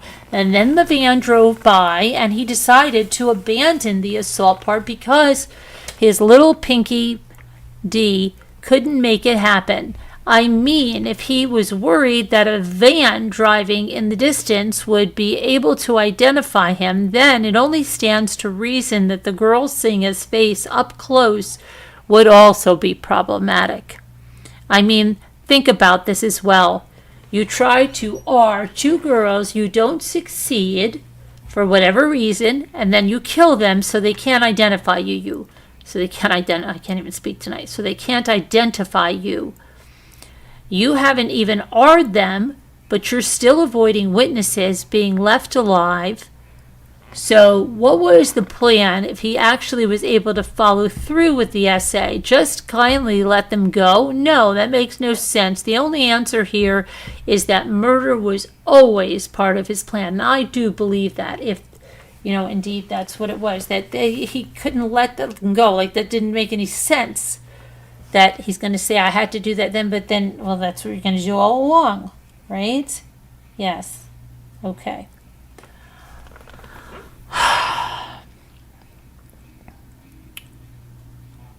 Someone said the thing is he chose to slit their throats and not stab them. I wonder why. That had to have been a sick fantasy or something, or maybe when he said he wanted to make sure that they were dead. I bet his 2017 phone had pictures and video of everything. Okay, let's see. Somebody said,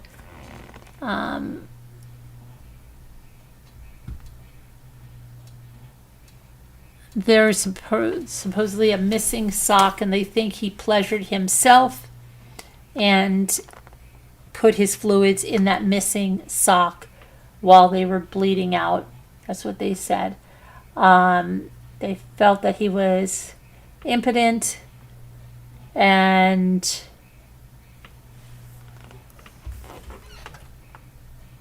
they think he's done that before.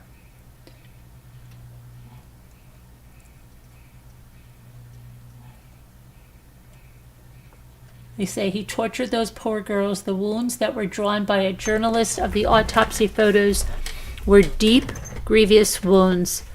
It took a while, particularly the 3 deep gashes on Liberty German.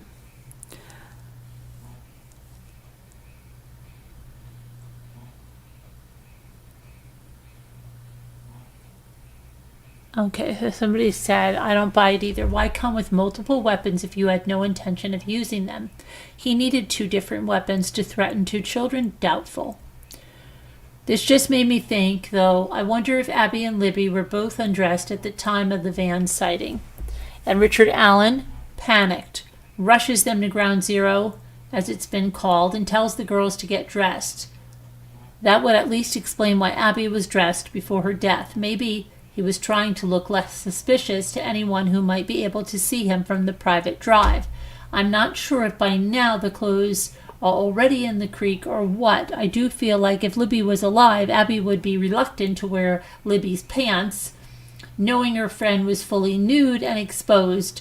But maybe he ordered her harshly to just do it and she complied. Maybe he had already attacked Libby by then. This at first rationalizes the decision to redress one girl slightly for me. Yeah, my thinking about Abby is that she just grabbed whatever was close, and maybe he was more involved with Libby at that point to have time for her to grab anything, so they just ran and moved quickly. I presume it was a vehicle, and she didn't have time to grab anything else because he was actually touching, grabbing close to her and not Abby. That's about the only thing I can figure out. Maybe she was less undressed too. She only had on Libby's pants. They were not on her before. I mean, right, the sweatshirt was Libby's, but we know that she borrowed that from Kelsey's car or something right before they went, and she was in her own shirt underneath, I believe. Okay.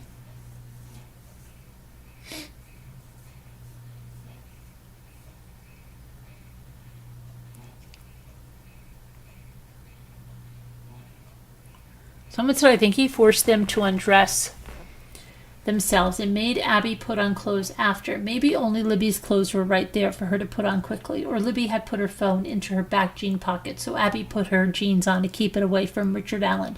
I think he may have made them wear things.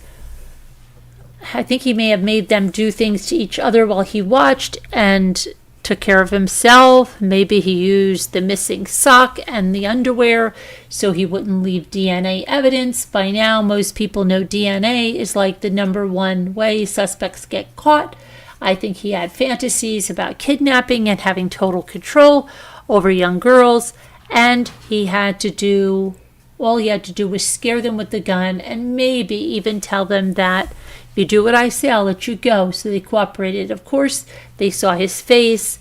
They would be able to recognize him, so he was never going to let them go.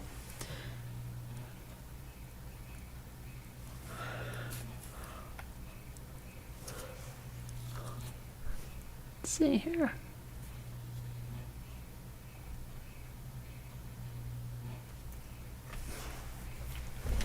Okay, it says, it is apparent after reviewing sketches of autopsy photos that journalists viewed in court that it took time to do the heinous wound scene on at least one of the girls. He tortured her. It is obvious. That took time. I agree. He's not going to admit all these graphic details. Perhaps he was more open to confessing in more detail and more truthfully at one point. But then everyone discouraged him from going further. His wife, his mother, his therapist. So we have them to thank for being here. At some point he said he essayed them in one confession. It's a form of assault, groping, etc. There are kernels of truth in the confession, as I'm sure he did not want to be caught in the trails that day, and did choose to be quicker, possibly as a result. He is one evil poop eater, and we can't believe him when he confessed he was selfish and a coward. And we can believe when he confessed he was selfish and a coward. Definitely true.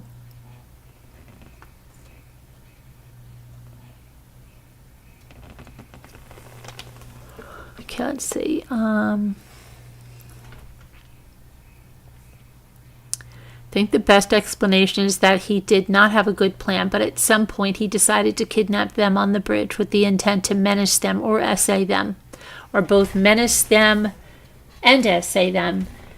That he forced them both to undress under the bridge, and when he was spooked, he demanded they cross the creeks. The clothes Abby was wearing were wet, so she was likely hastily dressed under the bridge, and Libby crossed unclothed. Clothes were found in the creek to the right of where they crossed, so they could have been dropped or thrown in the water along the way. I bring up menacing because it's clear that they had prior interaction from the comments on the video. The other logical version that aligns with the confession is that he was spooked. He ordered them across the creek and then attempted again to essay them, or did essay them, and ordered some type of regressing. It's hard to square that with where they're, I think he means redressing. It's hard to square that with where their clothes were found in the water, but not impossible, particularly if he thought that DNA was on them and went backwards to throw them into the creek. My guess is that Richard Allen doesn't even know or remember all of what happened. As for the intent to murder, they very well have been part of the motive from the get-go. Alternatively, it could be that the dog that chased the car, he caught two girls and now had two witnesses and viewed it all as too great a risk. Huh.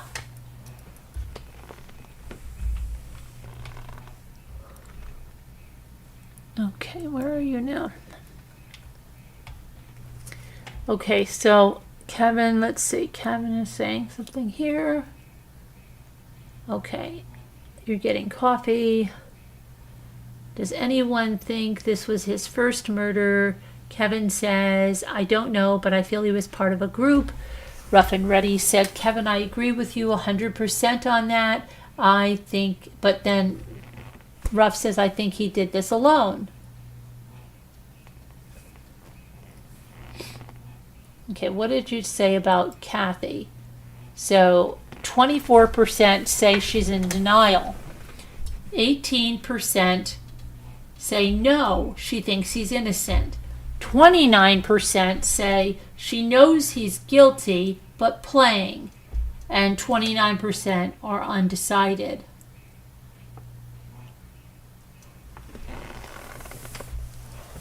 That's very split, huh?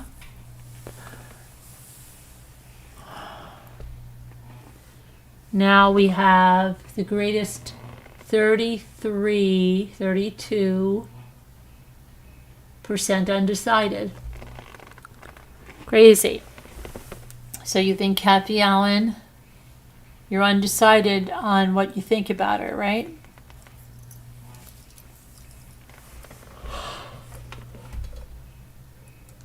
All right.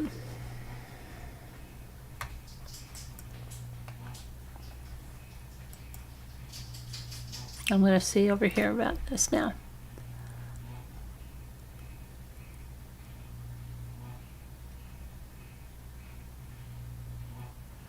Okay, here's somebody that says they have followed this case for years. They were struck by the white van reference in the confession to the psychologist. This would in fact be a detail that only the killer would know. It also explains the trip back across the creek. The defense did nothing to diminish the testimony of Brad Weber, who clearly drove up that access road in a white van at approximately 2:30 that day. There was no reference to the white van in any discovery or case documents. So as he continued to give these confessions, he gave more details. And when he gives details that only the killer would know, the white van, access road at 2:30, the method of killing box cutter, the case has reached evidence beyond any reasonable doubt. The Google searches, clothing, bullet, phone records, car seen on surveillance, etc. In addition, on the day of his eventual arrest and search of the house, Kathy Allen is brought into the interrogation room, and the first thing she says to Richard Allen is, "You told me you were not at the bridge that day." All this prison treatment stuff is not relevant. So if any reasonable and intelligent Richard Allen fan club member wants to bring some legitimate argument as to why this is all wrong, have at it.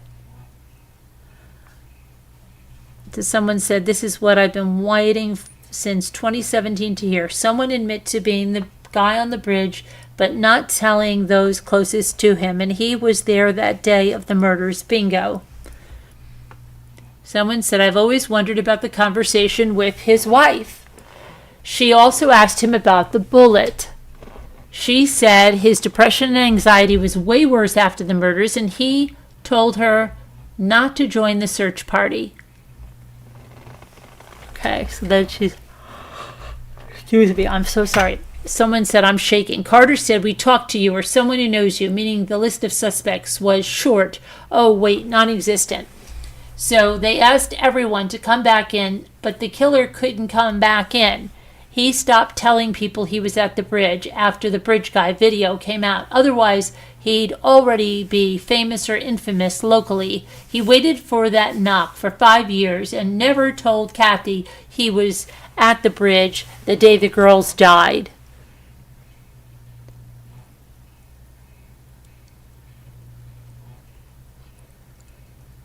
Let's see.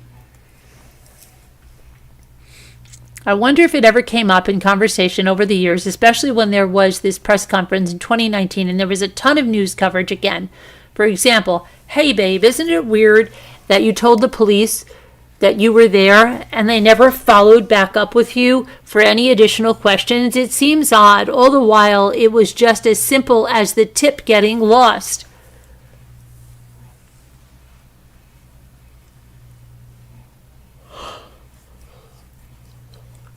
Somebody said, right, and his daughter and son-in-law, he didn't tell them he was at the bridge that day, and then they found out he told police he was there that day.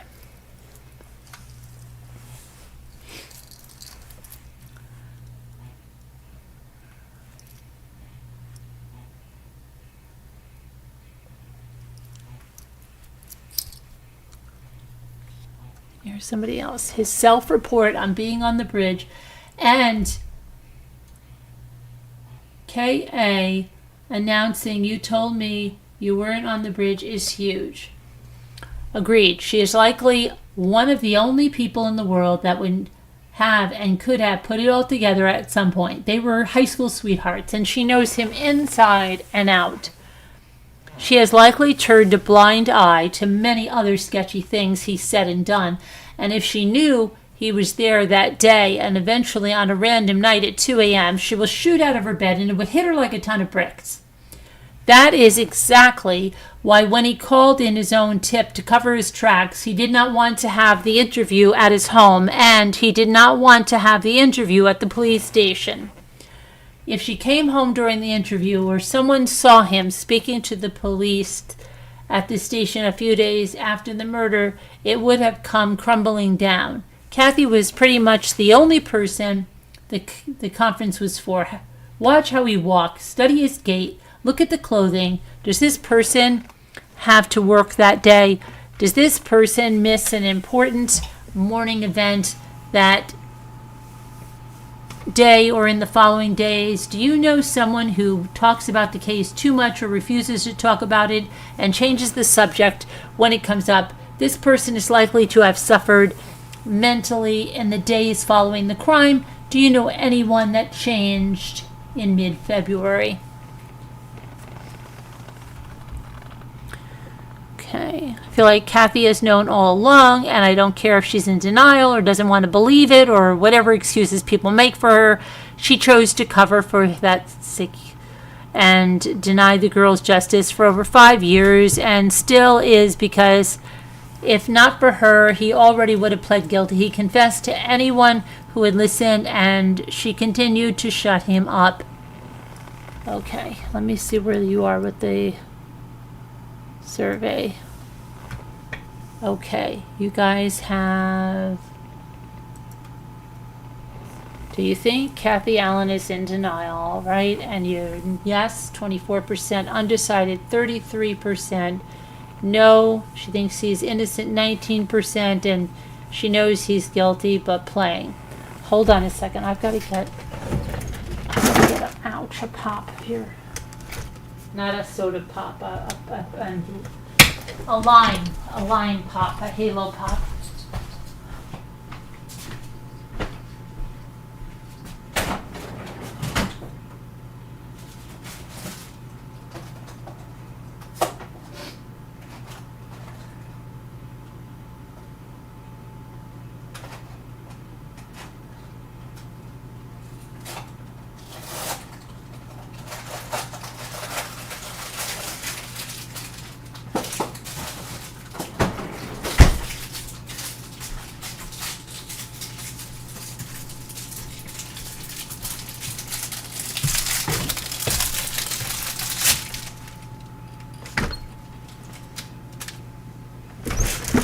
Okay, so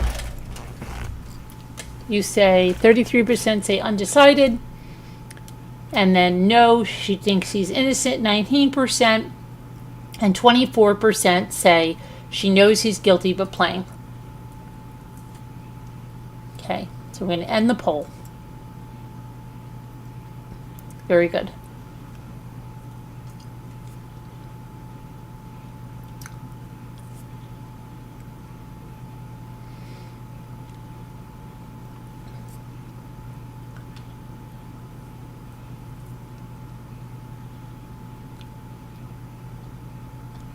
I'm going to take a quick look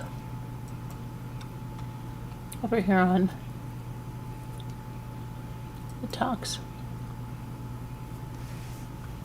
Okay, so the talks are, you're talking about Anthony Schatz, Keegan Klein,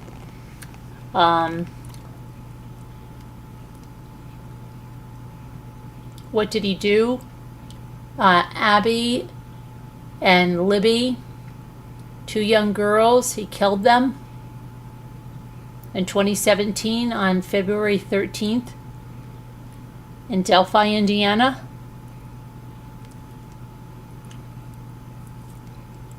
Roxanne on TikTok says Richard Allen's wife made a statement last week that she stands by her husband and doesn't think he did anything, so I'm guessing you think that's enough evidence that Richard did this, Roxanne says. Roxanne says, I'm not sure they have enough evidence to get him. Teresa Stevens says on TikTok, has anyone mentioned anything about that catfish person situation? Swimmer Girl followed. Hi, Swimmer Girl.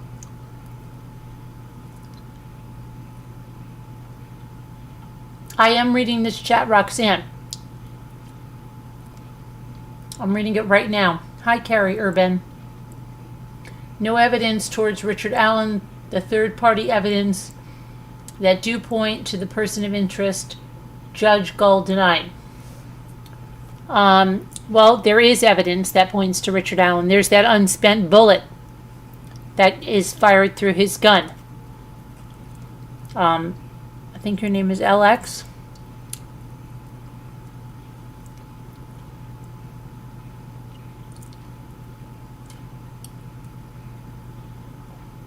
Are you there, Roxanne or LX? Can you hear me?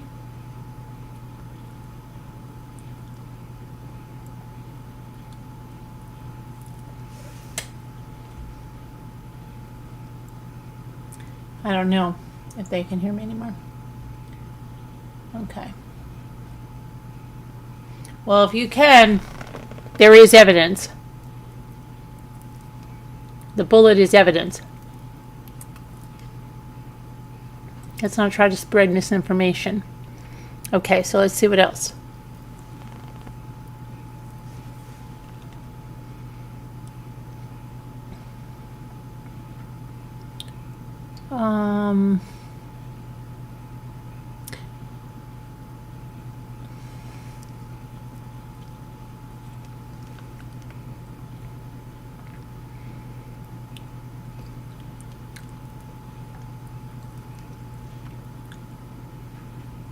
Someone said, the way he continued to confess to his wife, his mother, his therapist, I was fully expecting it to be nonsense, coerced crazy talk that we weren't able to take at face value.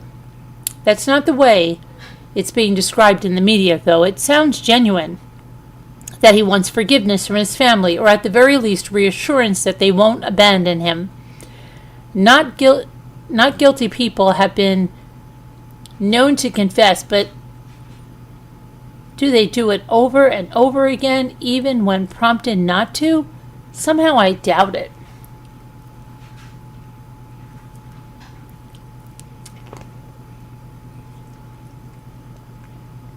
Someone said, I 100,000% believe he did it. I think it's wild to think the confessions were due to a mental health break from poor treatment and stress or whatever. I don't think someone is going to resort to making statements that they essayed their sister and daughter I don't think you'd say you intended to R the girls, not to mention all the other behaviors that, along with all the evidence, he did it. This is a very mentally disturbed man. I really can't help but wonder if he's ever done something like this before.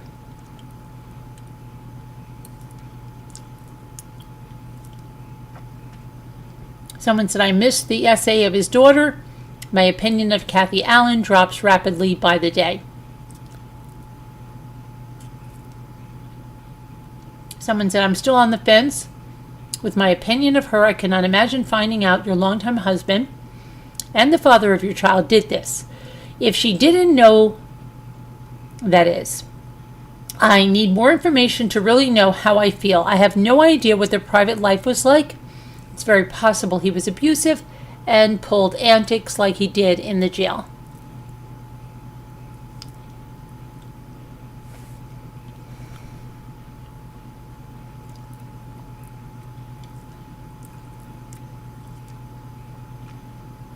Okay, someone said, I also believe he's guilty. But I also think it's possible he did have a mental snap while in prison. Not necessarily because of the conditions, but because he could no longer escape it. Kind of like Edgar Allan Poe's Telltale Heart. He could no longer compartmentalize it.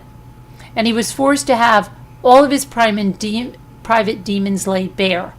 The prosecution had laid their case out perfectly. They made a very basic overview in their opening statement and didn't overpromise. They were very smart in how they presented their case, going into chronological order and having each witness build on the previous one.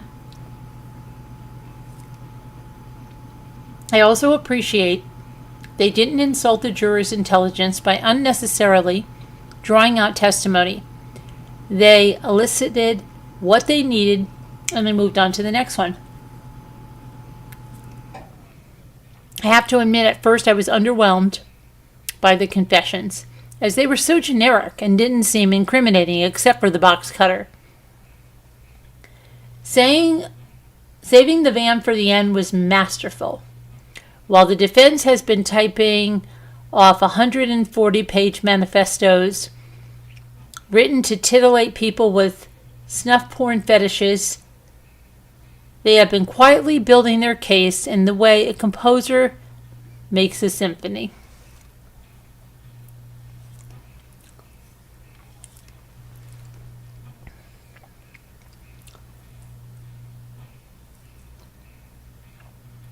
Let me see here.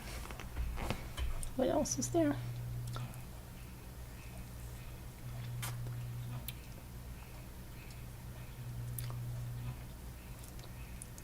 Okay, so here's the other thing.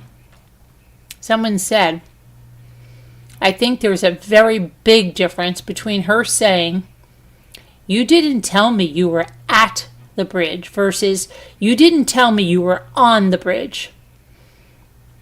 Right now the comments seem to be divided between repetitions of one or another. Another reason why access to evidence, trial testimony, makes a big difference in discussion of the case.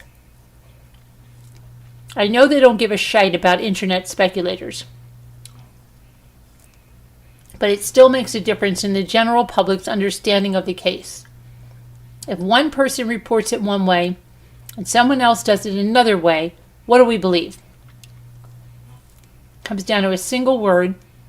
I'm sure there's been plenty presented in trial already where phrasing and tone makes a difference. To be clear, if he didn't tell her he was at the bridge, it implies that his conversation with Ellie was kept secret, and that he wasn't there at all, and that a lot would have had to been kept secret or omitted, whereas if he told her he was at the trail but never stepped onto the bridge itself, there's a lot less obstruction and lying implied.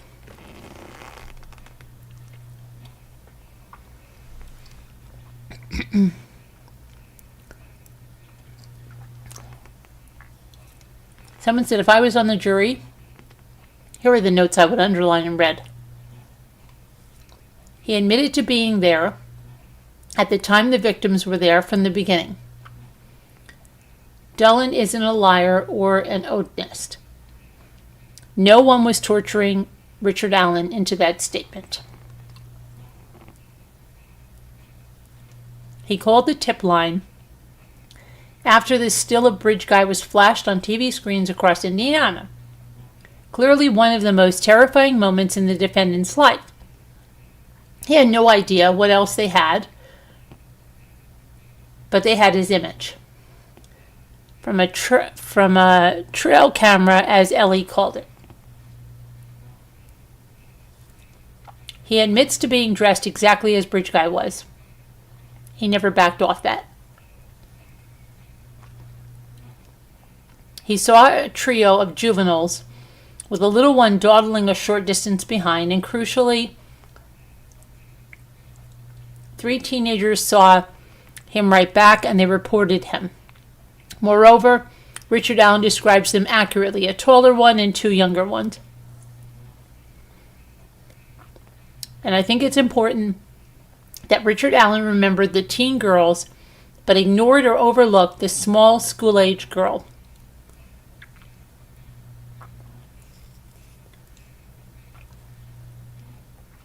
Okay, hunting, looking for opportunities. Libby records a man dressed exactly as Richard Allen was, critical. Lastly, Richard Allen knows an important but overlooked by everyone detail that his own defense didn't know about a van arriving at the Weber property just a short distance away at 2:30 p.m. and it's verifiable. BW never lied. The internet sleuths the defense was relying on never talked to BW.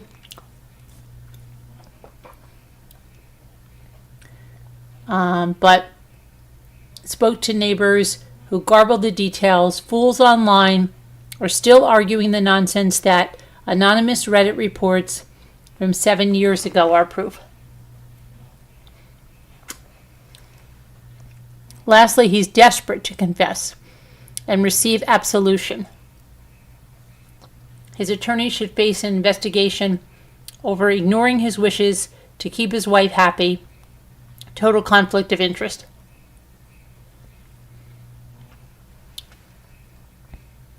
Nothing the defense has said so far in any of their endless PR-flavored filings does anything to shake any of these facts.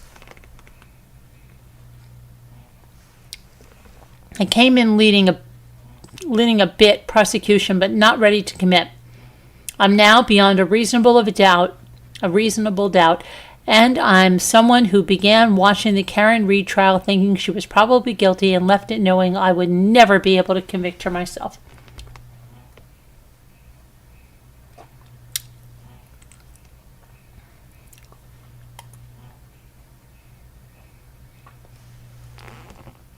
Okay, let's see. Feelings was that the confessions were only slightly better than the guilty knowledge revealed in the confessions, and the van and the box cutter steal it from me. I can see someone saying it's a weak prosecution case. I don't agree. But the forensic evidence would have been stronger under different circumstances. What I can see is someone saying Richard Allen didn't do it. It's a much harder lift. And the jury will be assessing Richard Allen's guilt, not the strength of the prosecution's case.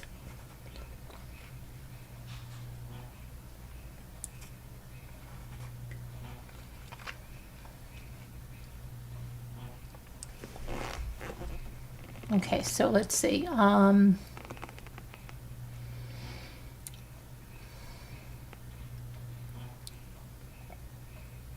So it's official. He did not tell Kathy he was at the bridge that day.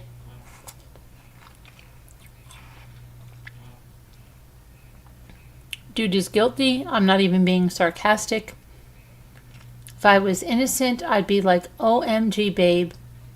I was there. This is crazy.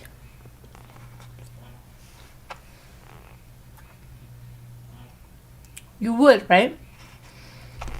You'd be like, oh my gosh, I was there. And these 2 girls were taken, you know.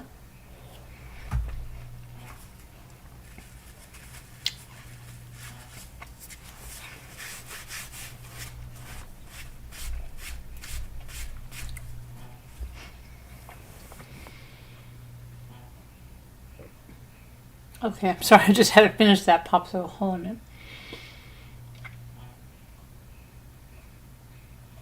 I don't want to get an ice cream headache. Okay, I'm done. Sorry about that. You would definitely be like, oh my gosh, hon, I can't believe this. I was there. Let me see. Is there anything I took with my, and your wife would say, oh my gosh, did you take any pictures? Could you have gotten any evidence? Is there anything, right? You'd be like talking about it. You wouldn't be hiding that from your wife or your husband.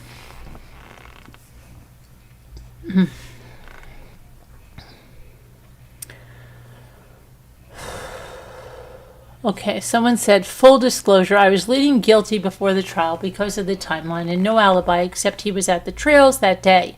Yet I was trying to keep an open mind to innocent until proven guilty. All the evidence, and there is no denying mistakes were made. However, although it's not evidence, but when he said it doesn't matter, it's over, when his house was being searched, that sealed it for me. It was a moment of clarity, and the truth of that statement hit like a gut punch. We know truth when we hear it. Does that alone stand up in court? Obviously not. But with everything else, the car, the unspent cartridge, the detailed confessions, he did it. Okay, so someone said, try getting the Richard Allen supporters to admit or believe that the white van wasn't mentioned in the discovery paperwork. I've literally been arguing with them all day. The white van was strong evidence for me too, and I was very skeptical up to that point, but the confession only said van, not white van, for whatever that's worth. In my mind, a little less strong than white van. The defense keeps trying to attack BW's testimony, but it's being blocked by the judge from doing so. There is clearly a report saying something contrary to what BW said on that stand, but the one witness to it claimed not to remember even after reading her partner's report.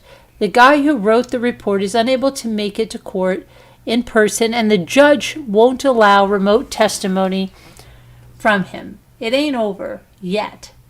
We'll see if they're able to get anything through on that. Okay, yeah, there, let's try that. Let's see. Okay, so hi Maureen, how are you?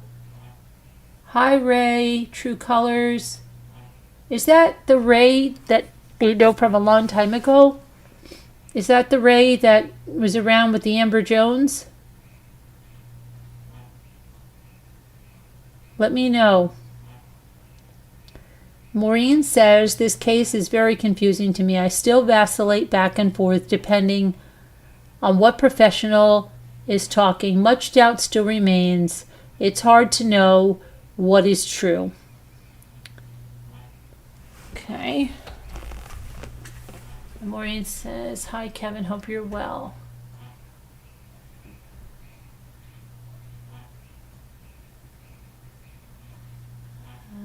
Hi Gail B, how are you? Kevin Leonard, I am well, thank God. I'm coming out of a 2-year cancer battle and feeling very... Oh, really? I have been following Carolyn a long time, but since my recovery, I've become more active. Oh, I'm so glad that you are coming out of that battle and hopefully cancer-free, and will stay that way for the rest of your life. Prayers, Maureen. Very happy to hear that you're coming out of that battle, but I'm glad that you made it through and you beat cancer's butt. And I hope that you never have to deal with it again, that you're cancer-free for the rest of your life. Amen. Okay, let's see now.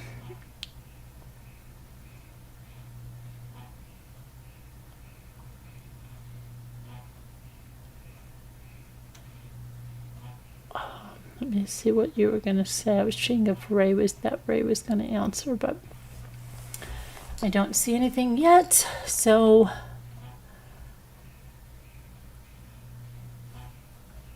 I'm going to take a look at a few more things, and then we'll probably call it a night. We'll do maybe the daily puzzle and then call it a night. Let's see. Tomorrow's election day, guys. Whoever you vote for, just vote. Let your voice be heard, whatever way you go. Let your voice be heard. Okay, let's see.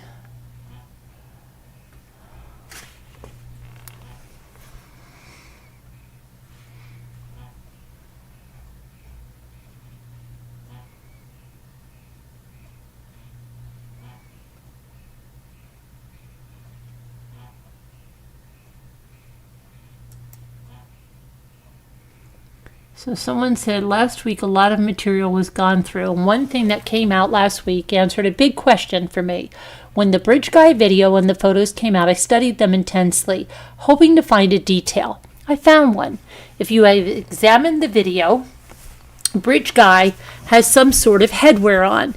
That detail that bugged me was that at the crown of his head is a shadow, an indentation of the headwear material, a concave shape in the headwear.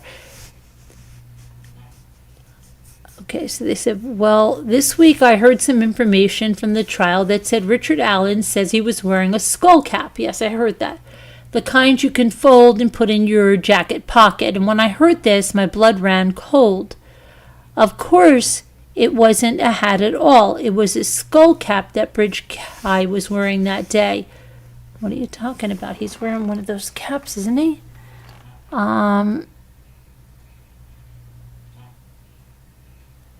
Oh no, look, he was wearing a cap. One of those, I don't know. No shadow. This tells you there was no brim on the headwear. If there was a brim, it would cast a shadow. Bridge guy was wearing a skull cap. The other items for me are he changed his height on the fishing and hunting license website. Why would a middle-aged man change his height? I can understand weight, but even then, who takes the time to do that? He owns a lot of old phones. I suffer from this as well. I just never get around to disposing of the old phones. It would have been nice if the prosecutor would have reconciled the phones he had and when they were active. If it turns out the phone he used that day was the only one missing, that says a lot.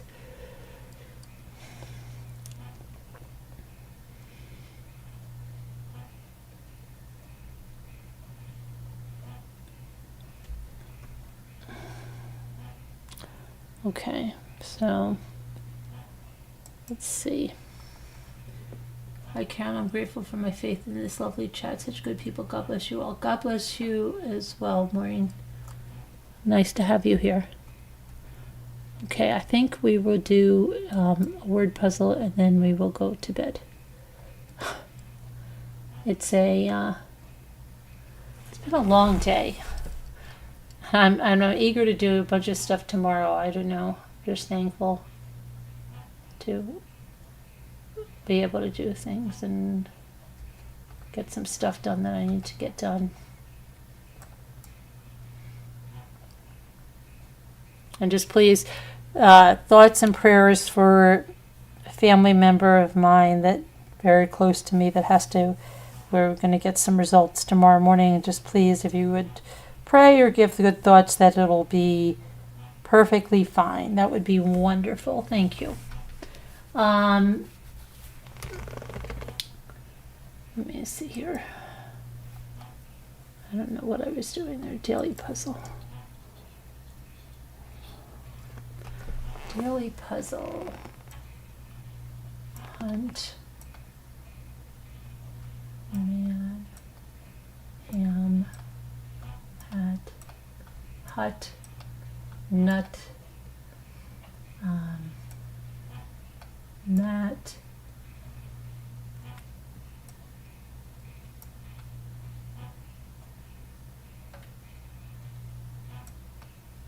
Tam. Tan. Van.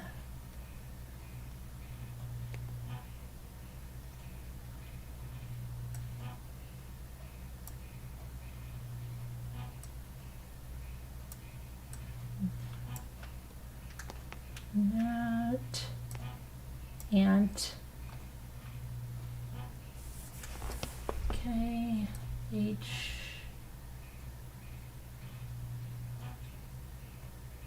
U, hum, okay.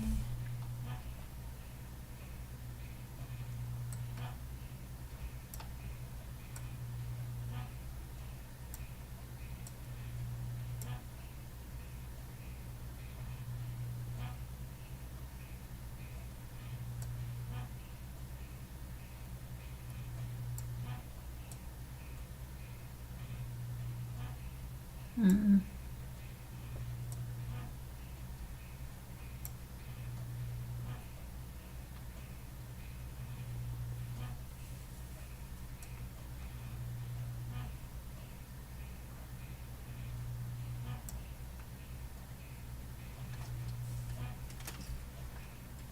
I tried that. Oh, ant. That ant, yeah, that'll probably be there, Kevin, right?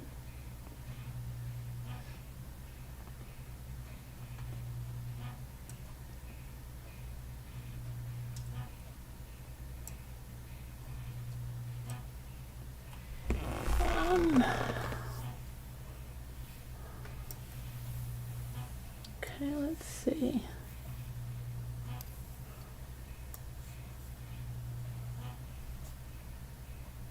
Tan.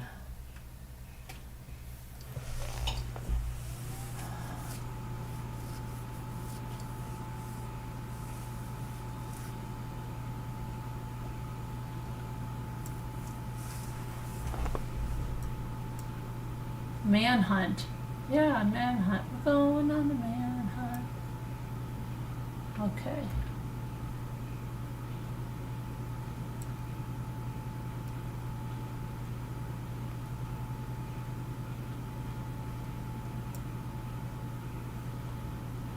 Human.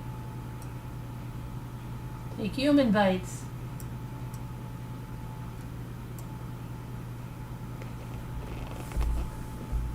Okay. What else did you say?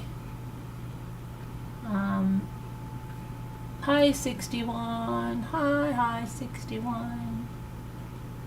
Nat, I already tried Nat. They don't have it.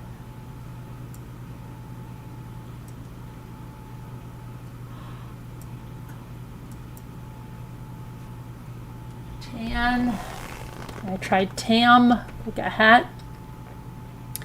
And they didn't have that.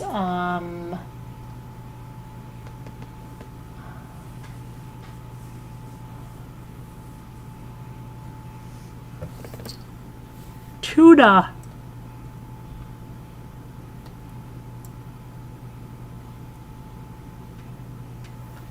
Yes, it's there. Haunt. Okay, that's there too. Okay, and Matt, man.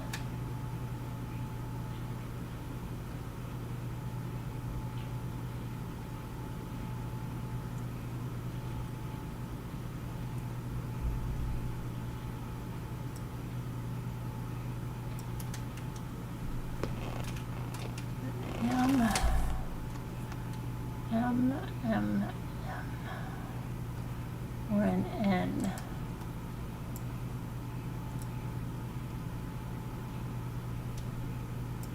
I tried MUT, it didn't work either.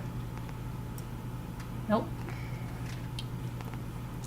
Thought I tried none, but maybe I didn't. Maybe I tried nan. Okay, none is one good. And then these two. So TAU.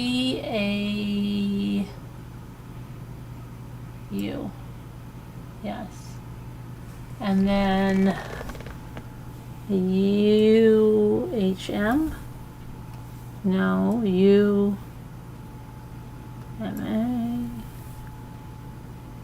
U.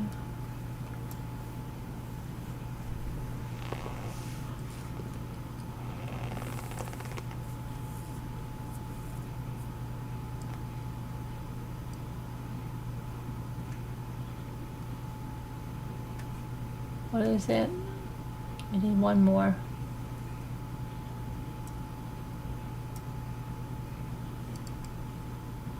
TUN. Yay, okay. We're done with that. Yay! We can go to bed. All right, everybody. Have a great night. Love you guys. God bless. We'll talk about this tomorrow. Be good. Like I said, go out and vote. Make your voice heard if you haven't voted yet. And be good. See you. Thank you. God bless. Prayers.